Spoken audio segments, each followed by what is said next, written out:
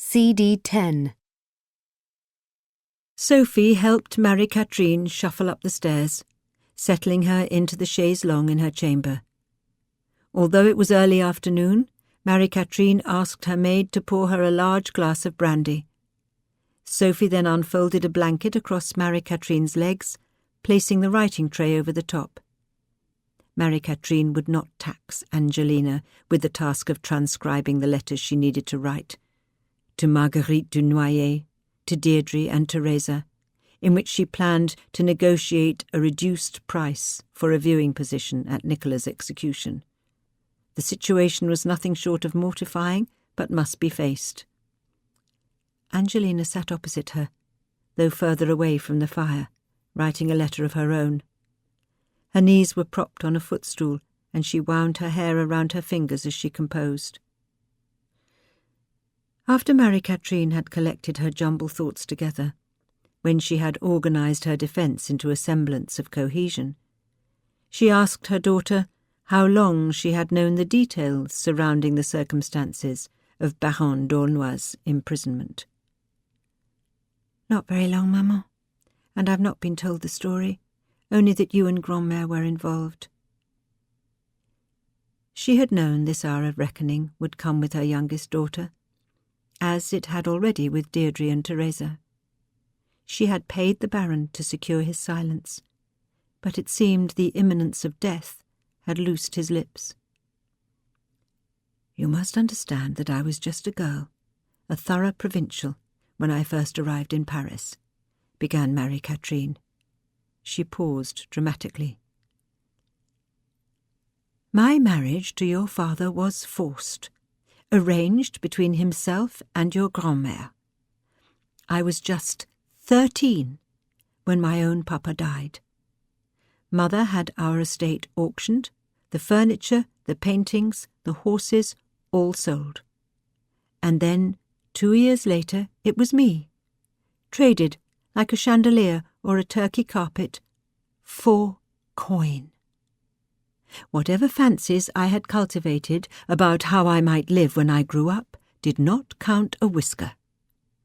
I was 15. Recall yourself at that age, when I learned to perform the matrimonial duties of a wife. Whether from cowardice or indifference I could never decide, your Grandmère neglected to prepare me for what lay in store, as if she assumed the fibres of my heart were knit into the same design as hers. She who kicked her legs apart for any pomaded, idle chevalier who so much as glanced her way." "I've never heard you speak so unkindly about Grandmère," Angelina interrupted, her voice a whisper. "Brace yourself, my dear," replied Marie-Catherine, her eyes dark with peril. "I'm only just beginning. My experiences were not unusual for a girl of my station. Like all but the most fortunate of women, I buried 2 infants, but you know this. I had barely a moment to grieve, for I was immediately with child again. All might have turned out differently if it were not for your Grandmère and Papa constantly arguing over who had the greater claim to my inheritance. I recall the time but poorly. I was frequently sad and exhausted. All I wished for was sleep and to be left to myself. I was no longer a child, but not yet fully mature, and I was trapped in a treacherous land between the two, by turns arid as a desert, and then awash with floodwaters. I did not recognize the waif I had become. All she wanted was to survive. She let herself be influenced by the wiles and whims of those who professed to love her most. I was pregnant with Teresa when Mother concocted her plan. She discovered Francois had stolen 100,000 livres of her money in a single transaction. While she never wasted the opportunity to insult my husband, nor to express her regrets that it was his name signed to my marriage contract, something changed in her attitude, and she vowed that this theft would be his last. She tried to have our marriage annulled, but neither church nor state would comply. Your father liked to voice his frustration with France's incessant fighting with Spain and the Netherlands. He could be detailed in his criticisms about the king raising funds from the nobility to fill his war chest. He worked as a controller, so it was perhaps only natural. He'd also been a loyal soldier in his time. Mother, hearing his complaints on one too many occasions, invented a scheme to entrap him for speaking out against the sovereign. Perhaps this would land him in the Bastille for a while, and she could tie away her money. I cannot entirely blame her, for I allowed her to convince me her plan was the only solution to my woes. Perhaps I would be granted the solitude of desertion. Forgive me for not properly considering the consequences.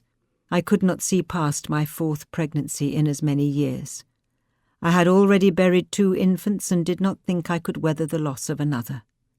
Being Francois's wife seemed to be a sentence of constant childbearing, and I could not stand that as my future.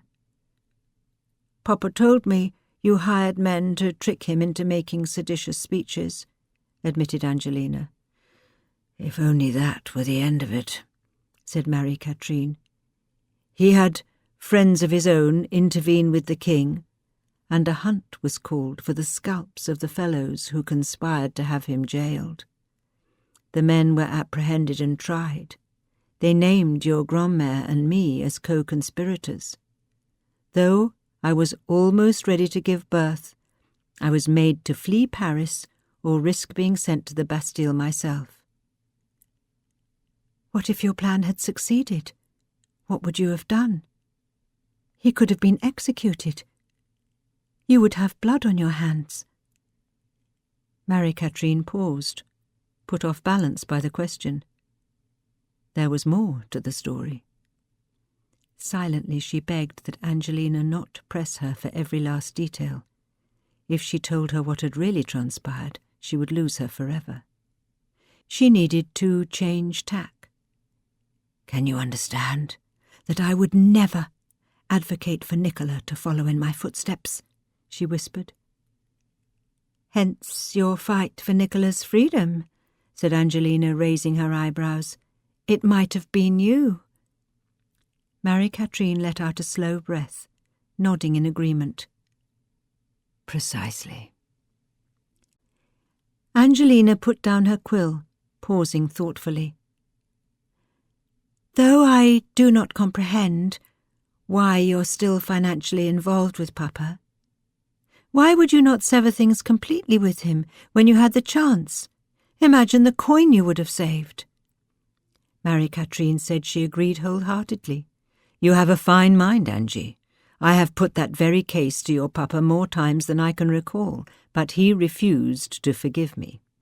And I allowed guilt to turn me into an unwise judge, at least when it came to my purse strings. Angelina folded the letter she had been writing. She adjusted her position on the chair, sitting up straight, her hands clasped neatly in her lap. She took a breath before speaking. I would like very much to believe your confession, Maman, but I cannot say I'm satisfied.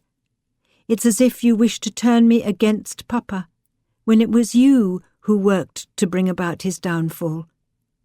How can this be true when you continued to meet with him? I can only conclude that you're offering me partial truths. She paused, tapping a finger to her lips. Why do you seek to stain what few memories I have of him, especially when he is so unwell? He told me a peculiar story the other day. He said that when I was 12, he tried to remove me from St. Anne's. He was prepared to bring me to his home and have me live there, as you were not. You preferred to have me out of sight, consigned, just like you tried to consign him to a cell forever. You claim to have fled Paris. Where did you go? How did you fare? What did you do? There are so many holes in your story. I'm left with more questions than answers." A sudden draught blew through the chamber, slamming shut the balcony door. Marie-Catherine jumped. Who was this canny stranger, holding herself with such poise on her chair? What events had forged the shining metal of her inner being? Not for the first time she was impressed with her youngest daughter. She had made the right decision in introducing her to Parisian society. Such a rare individual was wasted on the church. Marie-Catherine met Angelina's gaze. "Have you not listened to a word I have spoken?" Angelina glanced away, a flicker of impatience moving across her features. She softened her voice. "Your father did not mean for you to live with him. Whatever trinkets, whatever charming ruffles he had boxed and delivered to your room, they were no more than clever ploys. Whatever do you think his intentions were? When I learned he had planned to hold a coming-out party for you, I was horrified. I protected you. You were a child, and he would have married you off to one of his feckless old cronies. All I ever wished was for you to make your own choices. I did not want to foist my own foul youth upon you. Can you not see it? Do you not believe me? I might have come to live with you. Did that idea not cross your mind? Did it ever occur to you I might be lonely?" Marie-Catherine could find no simple answers to Angelina's charges. Perhaps her daughter was correct. In her determination to save her from arranged marriage and early motherhood, she had failed to consider any other concerns. All that had mattered at the time was keeping her safe. At St. Anne's, her innocence was guarded from premature destruction and theft, her education assured. "I thought you were content," she countered. "I thought you had a calling." "I was pretending!" shouted Angelina, slamming her writing tray on the floor and standing up. She stood before the portrait of Marie-Catherine in her Spanish robes and medallions. "I didn't know anything else!" She turned around, angry blotches reddening the skin of her neck. "Did you ever pause to think how cruelly you treated me, having me edit your stories, you, the great author, tale after tale you sent me? All those bewitched maidens and princesses confined to towers, trapped in ugly skins, how well you captured their boredom, their ambitions, their painful isolation, but they were all given their freedom, rewarded with love and permitted to return to the world. Did you ever pause to consider how I might feel? I was those women. I felt what they felt, every word of it. But the great fairy, who invented them, my own mother, did not see fit to grant her own daughter the freedom she so easily granted her characters. I worked hard to make you proud of me, but it came at a price." Marie-Catherine sat stunned. How could she not know Angelina felt like this? How had she been so blinkered, so unaware of the suffering of her youngest daughter? And yet of course Angelina felt these emotions. Marie-Catherine herself had created them, sewn them into her tales, for Angelina. To her complete astonishment, for the first time in months, she felt the stirring of an idea. Her fingers itched to grasp her quill. "Angie, darling," said Marie-Catherine, reaching out her hand, touching her daughter's skirt. Angelina flinched. She leaned over the table, picking up the letter she had been writing, and tucked it into her sleeve. She turned on her heel, striding determinedly from the chamber. Marie-Catherine pushed away the fragments of the story taking form in her mind. An island, an isolated princess, a soulmate, perhaps an ogre or a giantess, and grasped her walking cane, pulled herself to a stand. She hobbled after Angelina. On the staircase landing, she called up to her daughter to come back. They hadn't finished talking. She could explain everything. Angelina looked down at her from the upper floor, her face shining with tears. "Give me one reason why I should believe you. You didn't stand up to Papa when you might have. Instead, you had relations with him only to abandon the child you conceived to a convent. I felt like an orphan. I remember nothing before the convent, not a single hour spent in your company. It's all shadows and terror.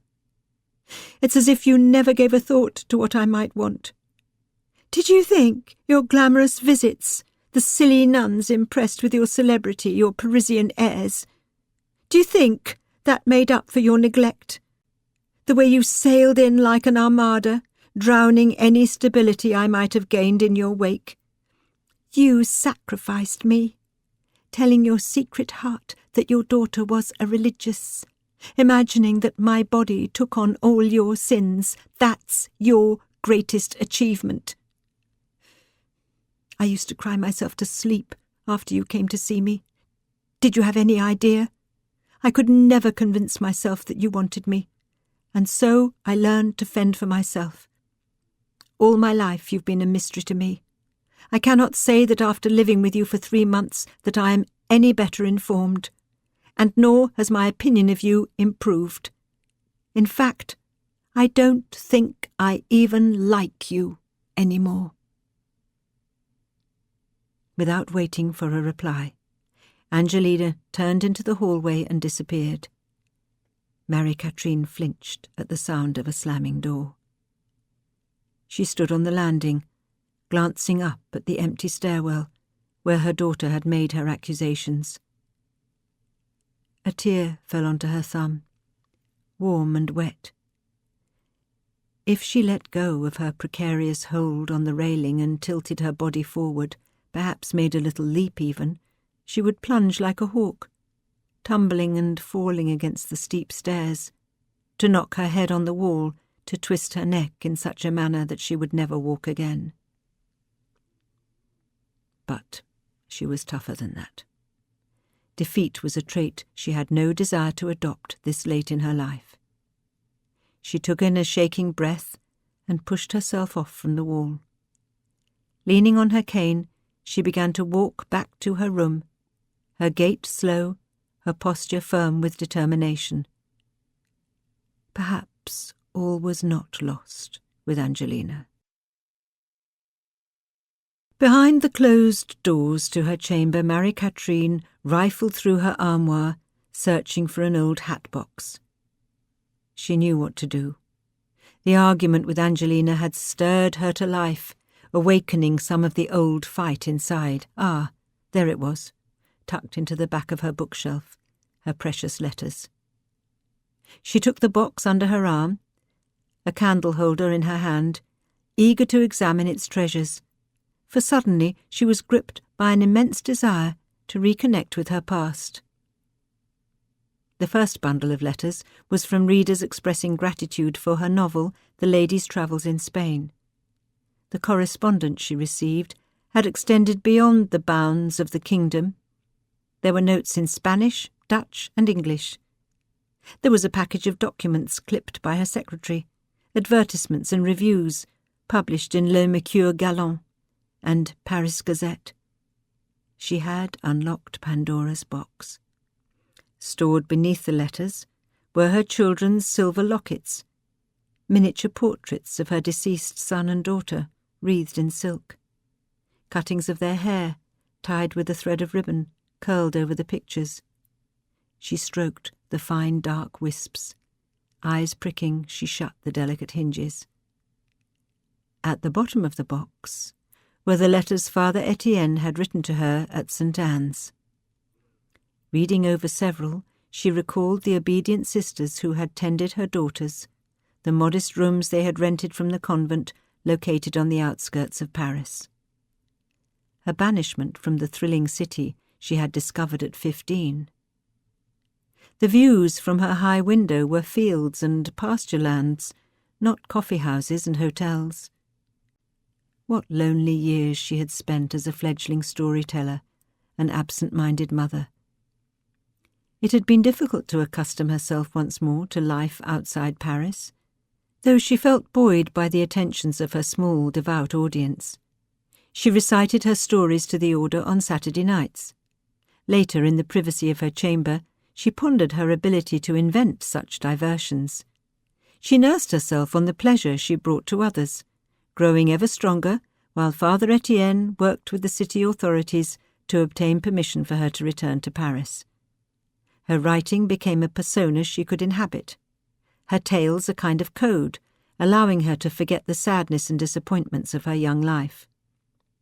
Distressed by her argument with Angelina, she began to remember her determination, all those years ago, to carve a future for herself as a writer, to return to the City of Lights, to regain her freedom through the printed word. It was time to rediscover the power of her own stories. The call of a blackbird on the balcony railing told her just how long she had been writing. Perhaps an hour's darkness remained. When had she last felt the compulsion to write without pause, unwilling to risk breaking the thread of the tale she was composing until she reached its very end? Like an infant, the story had grown unseen inside her, not existing until it had been brought, smeared in blood and birthing fluids, onto her chest to cry and grub for her breast. The squirming body had the heart of a plot, the brain of characters, the muscle and sinew of place and setting. Although she recognized that she must keep some of her strength for the following day, what choice did she have? To surrender to the exhaustion that clawed at her would be defeat. No, she must obey the imp perched on her shoulder, cracking his minuscule whip across her back, until he fell silent. This compulsion was the reason she could call herself an author, though she had forgotten how it felt. Like a terrible pain, the sensation receded as soon as it ceased to be her central concern. Only while she worked did she remember. What was it precisely? A kind of meditation or prayer which allowed her to enter a place of refuge, comforted and calmed, inside its sanctified enclosure. A humble temporary dwelling built of mud, crystals and seaweed, inside which she moved, cunning as a witch, brewing and stirring, while outside the full moon shone through the forest trees. A last hope, perhaps, for she could not wield her fairy wand upon the living, much as she might wish to. How could she have mislaid her one power and salvation? How had she committed the error of meddling in the affairs of the world of men, when she knew it only ever led to confusion and disaster? Perhaps the visions in her fairy worlds did not match the lives of the women around her, but at least with her pen she could have her say, and she could hatch a little egg of rebellion in her daughter's mind. Finally, Marie-Catherine set down her quill. She folded the correspondence from Father Etienne, a letter she had written to Angelina, and finally the fresh fairy tales she had composed, sealing them all into an envelope. She would have Sophie deliver it to Angie's room. It was late, and she needed to rest. For tomorrow, Nicolas Tiquet had an appointment with her executioner. And once more, Marie-Catherine had to turn a strong face to the harsh world.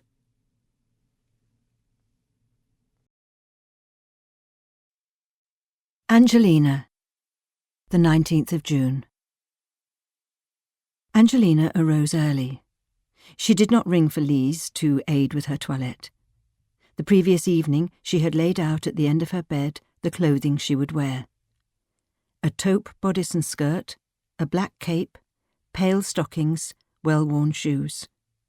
She brushed her long chestnut hair, twisting it into several loops and pinning it high on her head.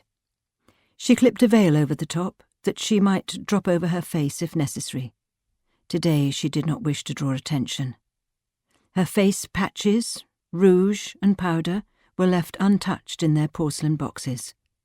The looking-glass reassured her that her features were calm and ordered. Her lips did not tremble, and her nose did not run. The angry welts that had broken out on her throat and chest the previous evening had entirely cleared away. There was no sign in her eyes of the fear that accompanied each beat of her heart, nor the tiny needles threading her soft belly. On the floor outside her bedroom was a tray, a package sitting on top addressed in her name. Another message from Alphonse. He had written her several notes the previous day, inviting her to attend the execution with him, but she had been too angry to send a response. Alphonse planned to stand near the scaffold, as close as possible to Nicola. There was an area where the reporters gathered, and he would join them, writing his own account of the beheading.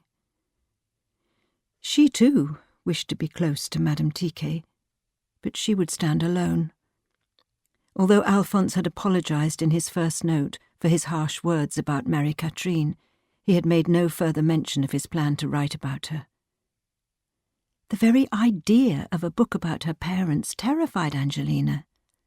Such a project would undoubtedly rupture their friendship. Or not, depending on the choices she made. She would need to side either with her beloved Alphonse or with her neglectful mother. The decision should have been simple, but it wasn't. She was still too deeply hurt, too surprised by his casual cruelty to speak to him. However, when she picked up the parcel, she realized the message was not from Alphonse after all. The spidery handwriting that formed her name was her mother's. Tucking the package into her bag, she stamped out the small flame of annoyance that threatened to consume her fierce resolve. She would read it later. In a sense, she was embarking upon a performance. She had drawn a visage over her inner concerns, an act she was practiced in, but if anything could tear it from her, exposing her uncertainty, her hidden vulnerability, it was Marie-Catherine. Angelina had not yet decided how she would respond to the revelations of the previous day, only that she had a strong wish not to see or speak to her mother before the execution. In the kitchen, at the servants' table, she ate a small breakfast, bread with compote and a cup of sugared coffee. "Good day, mademoiselle," said Sophie, blinking several times, as if she had just moments earlier raised herself from bed. Angelina greeted her mother's maid. She asked her to pass on the message that she would not be viewing the execution from rented rooms with the family as planned. "Very good." Sophie's eyes searched Angelina's, an expression of sympathy on her face. Angelina felt her resolution waver. "I'm standing with the public. Not in a fancy apartment. I'll be present for Nicola, but not to gape. The fact that this whole cursed business isn't some divertisement seems to have escaped the household." "I hardly think Madame's a spectator," replied Sophie, bending over the fire. Angelina felt a flush of shame. "I know," she said, her voice softening. "I spoke without thinking. Never mind me. It's very overwhelming." "You must do what your conscience tells you is right," said Sophie, soothingly. "Thank you for understanding," said Angelina, giving the maid a strained smile. Already the city was frenetically preparing itself. Bread and wine merchants, newspaper sellers, and carriage drivers occupied Rue du Colombier, coaxing flames for cooking, unloading barrels, inspecting wheels and feeding horses, labouring with brisk industry to meet the demanding onslaught of a day of vastly increased custom. In several hours, the streets would swarm with Parisians from every rank. Spilled from apartment and townhouse, a collective tumult, buttoned down inside their finest clothing. She needed to hire a carriage, though she had never done it before. Spying an idle vinaigrette, a sedan chair with wheels, she hurried over to negotiate a price with the driver. She instructed him to take her across Pont Saint-Michel to Ile de la Cité, travelling beside the buttressed flanks of Notre-Dame, crossing the river onto Ile Saint-Louis and moving in an easterly direction away from the Hôtel de Ville and the Place de Grève. Mercifully, the transportation was small and swift, the driver weaving between slow-moving vans, coaches and carriages. Several times she almost lost her nerve, acutely aware of her choice to travel without a companion. Had she made a mistake, journeying such a distance by herself, on this day of all days? But she had a call to make. A last bridge crossing, and she had arrived at the quarter of the Marais, the parish of St. Paul's Cathedral. Stepping onto the cobblestone street, she tightened her cape and adjusted her veil, tucking away her concerns. If any unsavoury person attempted to harass her, she would simply have to count on her wits. She bought a small posy of flowers from a child dressed in patched clothing and asked for directions to the cemetery.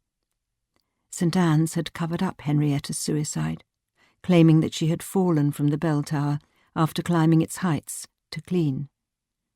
It was a remarkable lie, unbelievable in its audacity. Henrietta had given birth several weeks earlier and was still confined, but her family accepted the fabrication because it allowed them to bury her body on consecrated ground. The distress and grief Angelina had experienced at the funeral began to echo inside her. Bowing her head, she straightened her posture, determinedly crossing between the headstones. The placement of Henrietta's grave was inscribed in Angelina's memory, and in little time she had located the Dubois plot. She had not intended for her visit to reawaken departed ghosts. Rather, she yearned to spend an hour in the company of her friend, to talk to her about Alphonse, tell her about the female writer she had met at Mademoiselle L'Héritier's salon, assure her she had at last discovered a society of kindred souls in Paris, the beloved home Henrietta had told her so much about. The shadow of Nicola's ordeal hovered beneath her thoughts, sooty and bloated. She acknowledged that she was to face a difficult afternoon. Madame Tiquet had been treated cruelly by the kingdom's institutions. Like Henrietta. "Lend me your rebellious spirit," she whispered, laying the bouquet of white daisies across the grave. At the sound of sobbing, she glanced left. There was a woman dressed in black, perhaps the same age as herself, with an infant propped on her hip. A little girl, the source of the cry, was tugging at her hand as if she wanted to run away.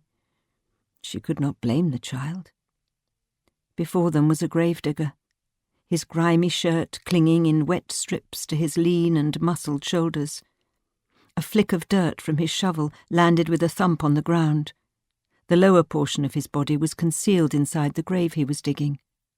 Several lanes behind the bereft family, she noticed an elderly man seated on the earth before a long-settled tomb, absorbed in private lamentation.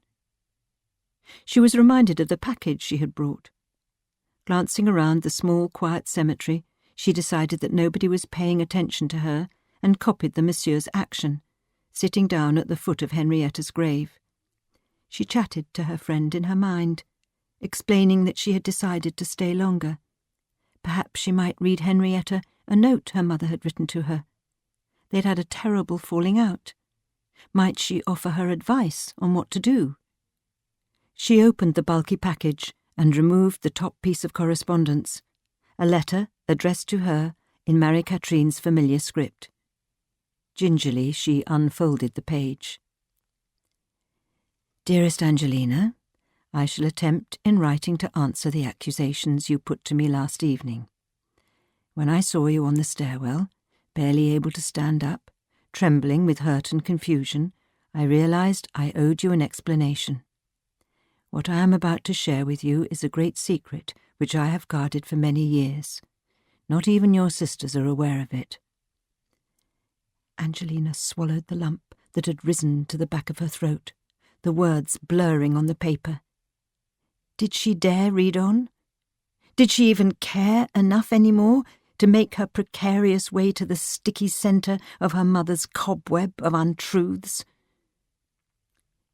You, dear child, were never abandoned. On the contrary, you were conceived from intense passion, a profound ardour, the expression of which is strictly forbidden. It grieves me to tell you that Baron d'Aulnoy is not your real father. As your mother, I shall carry the regret I feel to my grave, that on the interior scales of justice I weighted my decision to conceal the identity of your papa from you, over the peril to your reputation that this knowledge might engender. After my separation from the Baron, after I had him imprisoned and had myself been exiled from Paris, and was then bestowed the grace of a second chance, I can assure you that I never loathed myself enough to stoop to resuming a physical relationship with him. You must understand, my dear, that the Baron made his every transaction with me financial. He guessed my secret and forced me to pay him funds to keep his counsel on the matter. The place that had provided me with refuge when I ran away, under threat of arrest, was St. Anne's. I beg forgiveness 1,000 times for never telling you that your sisters spent part of their childhoods in the same abbey as you. Ideally, I would have raised you myself, but I could not afford the cost of private tutors. Instead, I chose to have you schooled at the convent, providing you with an education vastly superior to the lessons in falsehood and superstition that would have been imparted to you by the only sort of teacher I could afford, a common nurse. Perhaps you do not yet realize your fortune in being able to tell a disquisition from a summation, from a deduction. I hope that some day you will. I admire your courage in bringing to my attention the many failures of my guardianship. I will share with you a tender story.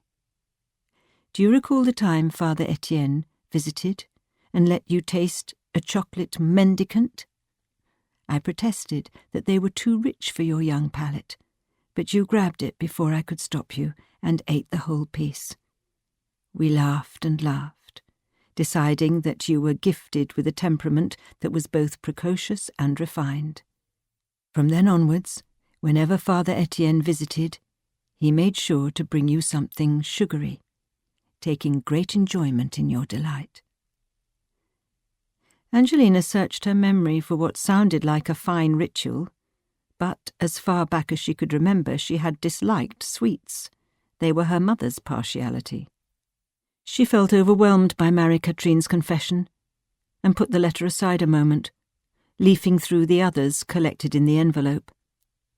Her mother had gathered together a virtual dossier of material, as if she were being hauled before the courts and had to defend her case. Aside from the letter written by Marie-Catherine, there was a copy of what appeared to be an original fairy tale, and several pieces of correspondence, very old and well thumbed, from Father Etienne, addressed to St. Anne's Convent. She turned to the priest's letters.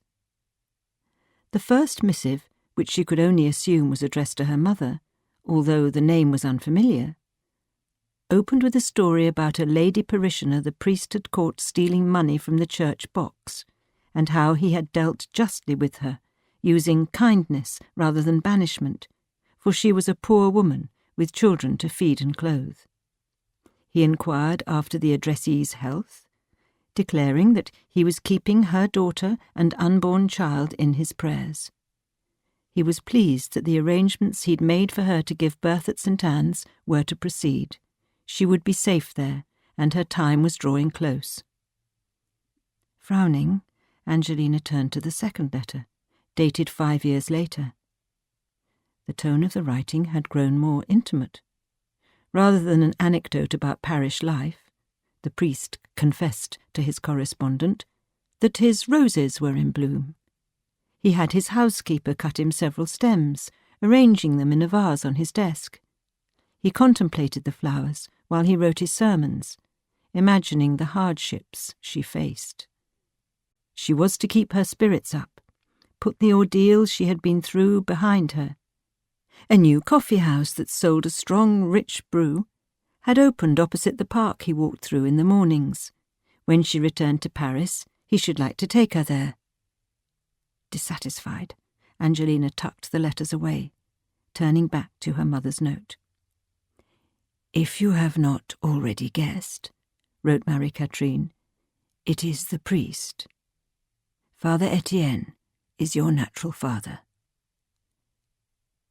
Casting the paper onto the ground, she threw her head back and laughed. She could hardly believe that her neuter, cerebral mother had carried out a torrid affair with a gelded, bookish priest. There was no romance whatsoever in his letters. Perhaps he expressed his adoration in the nuances of daily life, though it was too subtle for her to discern. It may well have been that the abbess opened all her mother's correspondence, and they had to be on their guard against exposure. Frustration prickling her fingers, she turned back to Marie-Catherine's letter. "My attachment to Father Etienne developed slowly, strengthening over the course of my 6-year banishment from the city.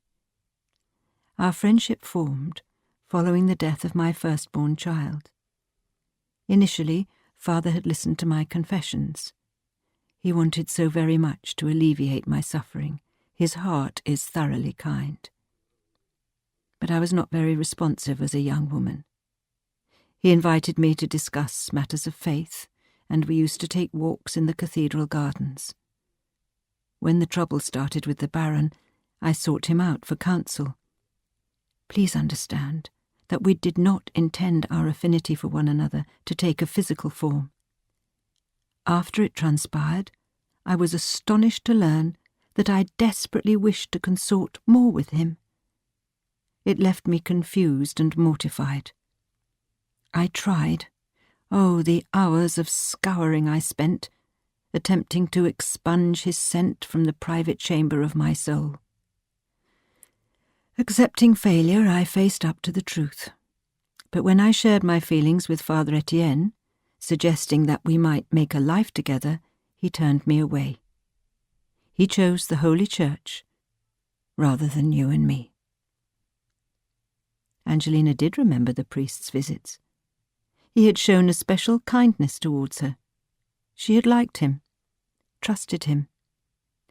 But then a gloomy feeling crept over her, obliterating the fragments of their exchanges about birds and bonbons. An ancient shard of ceramic which inscribed all that was to follow. She recalled suddenly one afternoon she had been playing with a doll. Perhaps the priest had given it to her. As was their custom, Angelina had been invited to share morning tea with her mother and the priest in Marie-Catherine's private chamber. She recalled Father Etienne's black cassock, his thin legs beneath the table like those of a woman dressed in mourning.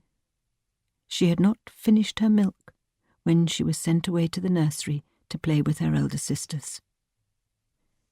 She could not recall any incident, only the emotion. She must have intuited a tension between her mother and Father Etienne, something in the tone of their voices, in their facial expressions, a spectral presence seated by the fire listening in, infecting the room with its foul mood. But she didn't obey her mother's instructions. Rather, she lingered outside the closed door of the chamber, listening. She heard raised voices. Frightened, she ran away, hiding under the stairs, her heart swelled with a horrible foreboding. When next she saw her mother at supper time, her face was ashen. It was her first and last memory of the priest from that time. A terrible disagreement had taken place, which had irreversibly reset the course of her life. The sun had moved higher in the sky, and her face felt hot beneath its glare. She'd lost track of how long she'd been in the cemetery. She glanced at Henrietta's gravestone, begging her to tell her what she should do. the mother and her children, the mourning gentleman, had left the graveyard without her realizing. She folded the letters into her bag and waited. No jay, no sparrow or raven settled upon Henrietta's gravestone, a knowing look in its cold eye, a branch pinned in its beak, to convey to her a solution. She should know better than to hold out hope for silly signs. Beneath the rough mortuary stone lay Henrietta's coffin, and inside that her hair and fingernails, her bones and shriveled skin. She had no inspired messages to offer her, for Henrietta's defiant, thwarted spirit had long since slipped its fleshy bonds and disappeared. Angelina stood up, brushing the dirt from her skirt and squeezing her cramping limbs. Her foot had fallen asleep. She waited for it to stop hurting and then bade her goodbyes to Henrietta. She would visit again soon. It was time to consider where she might take luncheon. Her stomach growled. She knew she should begin to travel towards the Place de Grève, but she wasn't yet ready to leave the neighbourhood of Henrietta's family. Exiting the cemetery, she wandered for a while along Rue de Jouy, checking inside the taverns for a place she might stop for a meal. Just past a congested intersection, she discovered a homey-looking establishment, neither too fancy nor too shabby, and entered it. She called over a serving woman, and, as if she had performed the act of dining alone many times, ordered a bowl of soup, a basket of bread, a small cup of wine. The restaurant's patrons did not seem to notice her, carrying on talking, chewing, laughing, sighing, exclaiming, sharing their private cares and concerns with their fellow companions. Perhaps, while she waited for her meal to arrive, she should turn her attention to the final piece of testimony in her mother's envelope. The fairy tale, which she had titled The Bee and the Orange Tree, was dedicated to Angelina, wrote Marie-Catherine in the closing paragraph of her letter. You, my bewitching Angelina, are the inspiration for the resourceful and courageous Aimée. Do not make the same mistakes as I. You have found your prince. See that you cherish him. Marie-Catherine wrote that she could not wait to hear Angelina's impressions of the tale. Angelina's forthrightness had had a marvellous effect upon her. It had been a mistake to attempt to express herself in a contemporary novel, for her heart was not in it. She was returning to her oldest form, the fairy tale. She had a strong feeling about its future success. She could hardly believe it, but for the first time in more than a year she had written an original story. When everything had settled down again, Marie-Catherine looked forward to their working on it together, like old times. They would make it gleam and glisten, in readiness for the Baroness's hungry readers. The Bee and the Orange Tree. Princess Aimée, the great love of her noble parents, had been taken to the sea for an outing to give her nurse a rest, when a tempest blew up and the boat she was sailing in was destroyed, along with her nurse and the sailors. Asleep in her cradle, the princess, a turquoise heart with the words Aimée, daughter of the King of Happy Isle, fixed at her neck, floated in the sea until at last she was cast up on the shore of a beautiful country, home to the ogress Tourmentine, who was also half fairy, and her husband Ravaggio. Tourmentine smelled human meat and ran to the shore. Moved to pity by the sight of the helpless infant in her cradle, she decided to protect and nurse the child, rather than devour her for supper. She picked up the bassinet and brought it back to the cave where she lived, telling Ravaggio that she was going to rear the child for their eldest son to marry. But the distressed infant would not stop crying. Terrified that Ravaggio would devour the girl, Tourmentine took her deep into the forest, using her ivory wand to summon a doe to suckle the baby. In this way, Princess Aimée was brought up, and soon 15 years had passed. Princess Aimé's cousin, Prince Aim, more beautiful than Love himself, was to set sail to her father's kingdom where he would rule. Her family having given up on their lost child ever returning. But let us leave him a while and return to the plight of Princess Aimée. Princess Aimée grew up gentle and gracious, having the cruel behaviour of the ogres to show a negative example. She made herself a tiger-skin cloak, and carried a quiver and arrows on her shoulder, a bow at her girdle. She tied her hair with seaweed, and her sandals were made of sea rushes. She hunted like Diana. A storm fell one night, and she went to investigate if anyone had washed ashore, hoping to save them from the ogres. A man, clinging to a plank, lay on the sand. He seemed not to be breathing, but Aimée always carried herbs from the forest with her, and so she applied them to his lips and temples, and soon he opened his eyes. He was astonished by the beautiful young woman's savage clothing and speech, and the two cousins communicated by hand gestures. Aimée demonstrated with her bow and arrows that Prince Aim's life was in danger from the ogres, and commanded that he follow her. She led him into the cave she had decorated and furnished, hung with butterfly tissue, interlaced reeds, flowers and shells. Unable to make him understand her, she used a piece of reed to tie his arm to a little bed and departed. Presently she returned, bearing parrots, squirrels, strawberries, cherries and raspberries for them to share. Princess Aimée's plates were cedar and calambac wood, her knives of stone, the napkins of leaves, and drinking cups of shells. After eating together, Aimée used gestures to make the prince know she had to leave him at once. The two royal youths, having formed an attraction towards one another, passed a desperate night in each other's absence. Princess Aimée returned in the morning with more food for the prince.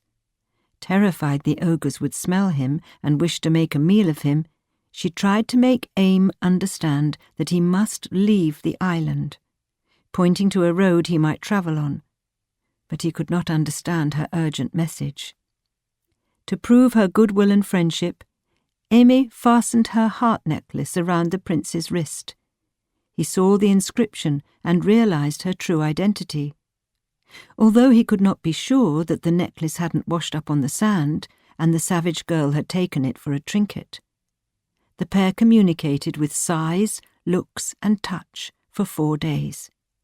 Aimée bringing Aim food and spending as much time as she dared in his company, though they were denied the pleasure of conversation. Returned to the ogres one evening, Aimée was surprised to find a table laden with beautiful fruits, which had been gathered by the young ogre to whom she was pledged by Tourmentine and Ravaggio, for the time had come to make him happy. Frightened, she begged for more time, and Ravaggio threatened to eat her, but the ogress managed to calm him down. Aimée did not sleep, and in the morning escaped to Aim's cave, where, by putting a crown of flowers on her hair and weeping copiously, she managed to explain to him that she was to marry another. She could not stay long. Walking back to the ogres, she was so preoccupied that she became lost, and her foot was pierced with a thorn.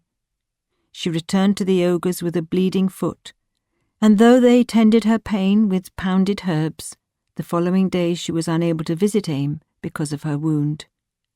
The prince became uneasy when Aimée did not appear for her usual visit. Finally, he could sit no longer in the cave and resolved to find the princess. He had been walking for an hour when he saw a cavern with smoke rising from the chimney and rushed towards it. However, Ravaggio saw him and grabbed him. He was about to devour him when Aimée heard the prince's cries. She threw herself at Ravaggio's feet, begging him to save the prince for them to roast for the wedding feast. She promised to eat him, and the ogre was pleased that she was finally falling in with his ways. Ravaggio threw Aim into the hole where the little ogres slept. Aimée, received permission to fatten up Aim with the best food. When Aimée visited to give him his meal, she showed him her damaged foot, and they wept together. She made him a bed amongst the little ogres. Aimée became worried, because Ravaggio and Tourmentine could not resist the smell of human flesh, and might rise in the night to eat the prince. Customarily, ogres sleep with golden crowns upon their heads, so she made her way into the hole and placed one of the little ogre's crowns upon Aim's head. Barely had she finished this and escaped the room, when Ravaggio got up, thinking to eat the prince. He found the one without the crown and munched him up like a chicken. Tourmentine screamed when she realized Ravaggio had eaten their son, but did not make too much fuss, for Ravaggio was so cruel that if she angered him, he might eat her up too. The following night, Aimée repeated the trick with the crown.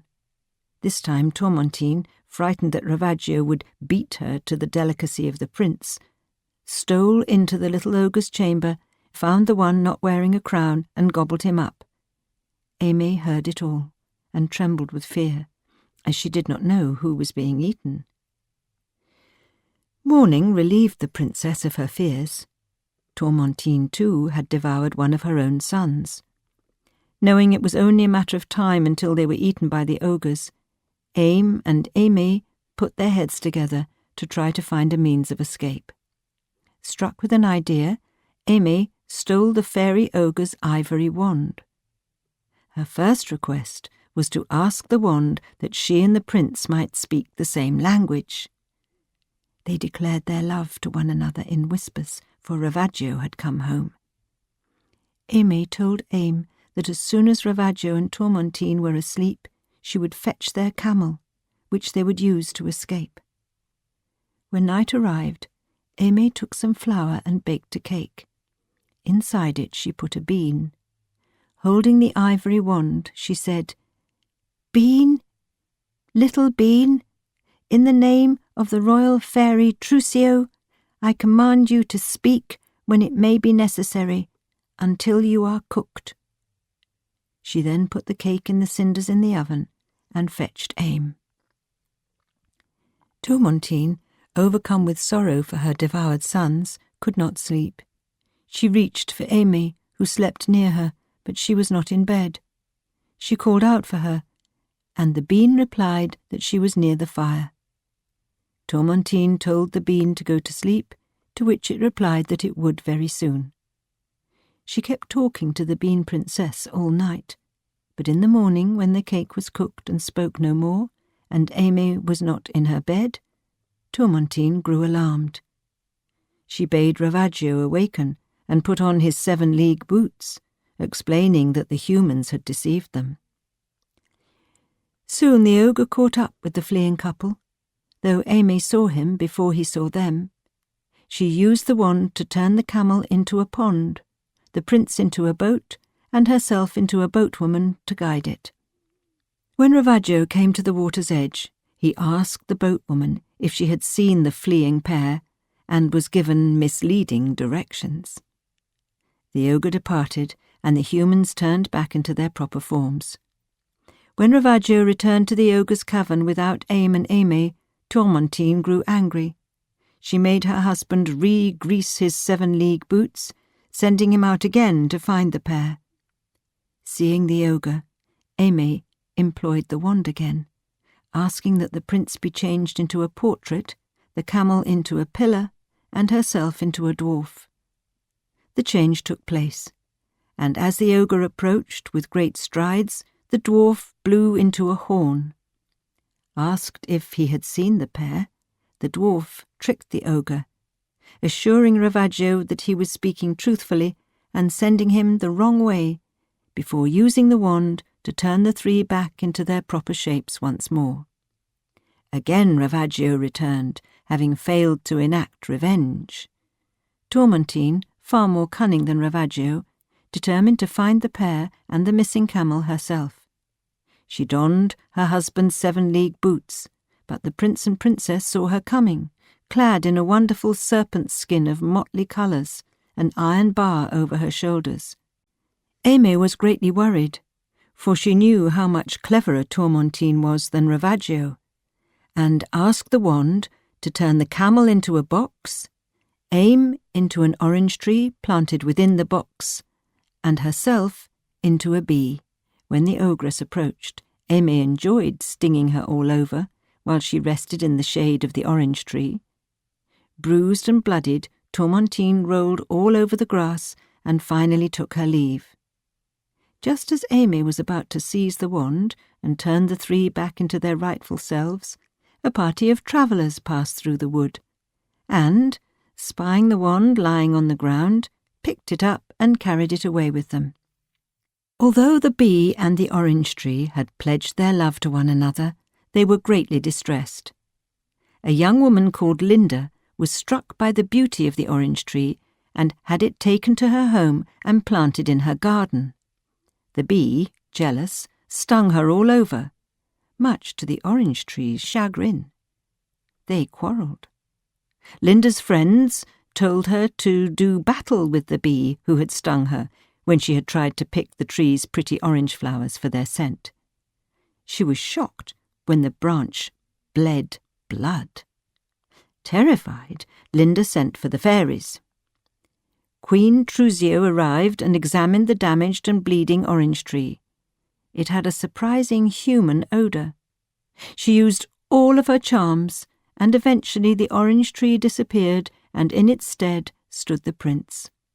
The prince threw himself at Trousseau's feet, begging him to give the bee back her true form and offering her his life in exchange.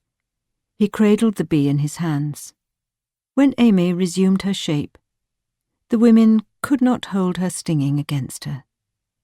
Trousseau asked Aimée to tell them her story, which she did. They found out that the fairy was a friend of the king, and she agreed to take them to the Happy Island.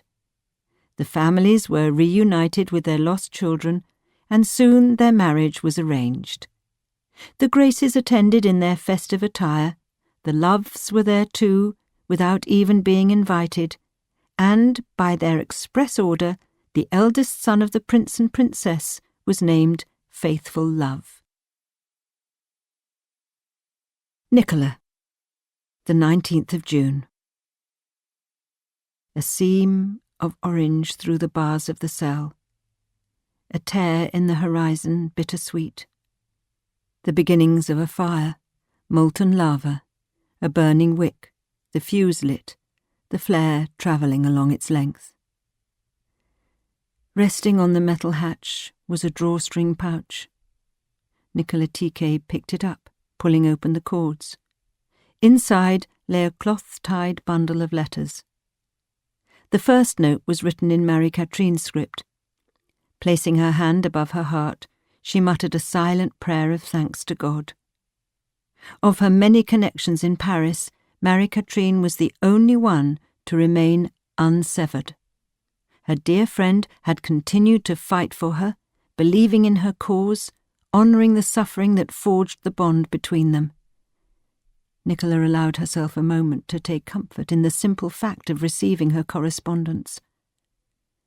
Upon reading her friend's words, she discovered that at the very last hour her husband had retracted the charges he had laid against her. "Ha!" she thought. "Why, just imagine that." She found it difficult to accept Marie-Catherine's message. The information seemed as distant as the contents of a dream or a passage from a favourite book. This was the news she had been waiting to hear every miserable day of her imprisonment. But it was too late. Jean-Paul and Claude had been advised to leave Paris to protect the family name from the shame of her conviction. Nicola let the letter slip to the floor of the cell. Staggering, she leaned against the wall, exhaling a slow, shuddering breath. Closing her eyes, she pictured Jean-Paul holding his father's hand, walking with him in a quiet, mossy wood, many miles from Paris. Her fingers trembled, opening the bundle of intricately woven Italian lace. The white veil had belonged to her mother, wrote Matthias, the author of the next letter. She was to wear it. Her brother had petitioned the crown for her release, but the king had been steadfast. He would not interfere. A shred of paper fell out of the letter, and she bent down to pick it up. Folded inside was the signet ring she had gifted Bongeorges, but no accompanying note, no words of love, no confession of his thoughts and feelings. Furious, she seized the ring and the piece of paper it had been wrapped in and threw them against the flagstones of the cell floor. Curse him to hell! She would never think of his name again, nor his face, his hands, his words, so long as the blood moved through her veins. A small box, shaped like a shell, sat at the very bottom of the bag. Strange. She opened it carefully, unsure what to expect. Inside were 2 communion hosts and an unsigned note stating that she should affix the hosts to her body. She was to do this before being subjected to the questions ordinary and extraordinary. They would bring her strength. She looked carefully at the wafers again. They were discoloured and acrid-smelling. She felt a quaking shock deep inside her skin. Who had cast a spell for her? Removing the hosts from their casing, she broke them into pieces and hid them under her arms and beneath her breasts, a makeshift cross. She would use whatever relief was offered. She'd grown accustomed to the routine of being removed from her cell and marched along the corridors of the Grand Châtelet for questioning by the court's officials. When the prison guards unlocked her door and commanded her to hold out her wrists for shackling, she was prepared. Mercifully, the guards walked her without force. They did not hurry her feet, tripping in their ill-fitting clogs. The spiral staircase loomed, torchlight flickering on the stone walls. She was taken to a level beneath the pistole cells, somewhere in the bowels of the ancient jail, where the questions ordinary and extraordinary were read to the condemned. A key was turned in the lock of an iron gate, hinged to an arched stone doorway. The guards drew open the heavy hatch, and she was marched over the threshold to enter the dungeon. Old as the prison's foundations, the room's ceiling was ragged, chipped bedrock, its foot-thick stone walls the colour of bone, ash and charcoal. She concentrated her gaze on the fire smouldering in its brick hearth. She would not look at the posts with iron rings, nor the rack on which the prisoner was chained, the shelf of iron tools, nor the masked figure of the torturer moving in the shadows as he prepared his instruments. "Madame Ticquet," said a male voice. She glanced up from the fire. Father Etienne, in black vestments, his hair silver, his grey eyes pools of compassion, walked towards her. "I'm to be your servant today." "Thank you, Father." She had hoped the priest would attend her, though she had not made an inquiry, nor attached her mind to the idea. She had learned that whatever her wishes and desires, some ill force always conspired to ensure they were not met. How many of her friends, her loved ones and casual acquaintances had shown her the thin material they were made of, turning their backs on her in her time of need, or worse still, though it was the exception rather than the rule, using their personal connection to gloat over her suffering. De Fitte, the lieutenant criminal, Monsieur Lapin, chief lieutenant of police. "Before we begin," said Father Etienne, "I'm to inspect you for spells and charms. Do you have any such items on your person?" Nicola felt her bowels loosen. She shook her head, unable to speak. "Are you sure?" asked Father Etienne. He stood within inches of her face. She smelled his warm breath. His voice lowered to a whisper. "A communion host, perhaps?" She met the priest's gaze, a flicker of hope warming her breast. She shut her eyes and ran her tongue over her lips to moisten them. "I don't understand," she whispered. Had the priest a plan? Was she to be freed? Was he intervening? "You were sent a package," whispered Father Etienne. She nodded. "Lift your arms," he instructed, "and I shall remove the hosts. Remain still. The guards mustn't see. Do you understand?" She gave a small nod of acquiescence and spread her arms out at her sides. Christ readying himself to be nailed to the cross. She didn't flinch as the priest moved his hands under the fabric of her blouse. "Where else?" She told him where she'd put the charms as instructed in Angelina's note. The priest worked quickly, picking the broken pieces of wafer from beneath her clothing. "Open your mouth." She obeyed. The priest put his hand into her mouth to check that she hadn't concealed anything inside, she thought, but it was not that at all. Instead, he delivered one of the wafers onto her tongue, but without the Eucharistic blessing. "No amens," whispered the priest, briefly closing his eyes. "It's not the flesh of Christ. Let it dissolve on your tongue. Do not let them see you've taken something." "Am I being poisoned?" She searched the priest's eyes, though she found only kindness. There was no time to ask for anything more. The iron gate was unlocked a second time, permitting the entrance of 3 officials: the clerk who would record her responses to the question, and 2 magistrates. Father Etienne stepped to the side. This ends CD 10, CD 11. She was unsure how much time had passed, but when she was next aware, she was being unchained from the post and moved towards a sloping wooden bench. One of the magistrates announced that she had been sentenced to 7 pots of water. After each pot, she would be given the opportunity to confess to her crime, for the salvation of her everlasting soul. She must name her co-conspirators. It was her last chance to cooperate. The masked man helped her to lie down on the bench, which sloped, so that her head fell lower than her feet. The fetters were removed from her wrists, the clogs taken off her feet. Thick rope was wound around her chest, over her arms, looped to rings on the bench, preventing her from sitting up, turning over, resisting.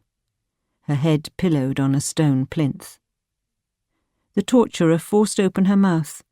She did not have the will to struggle. Indeed, a deep calm had begun to spread throughout her body.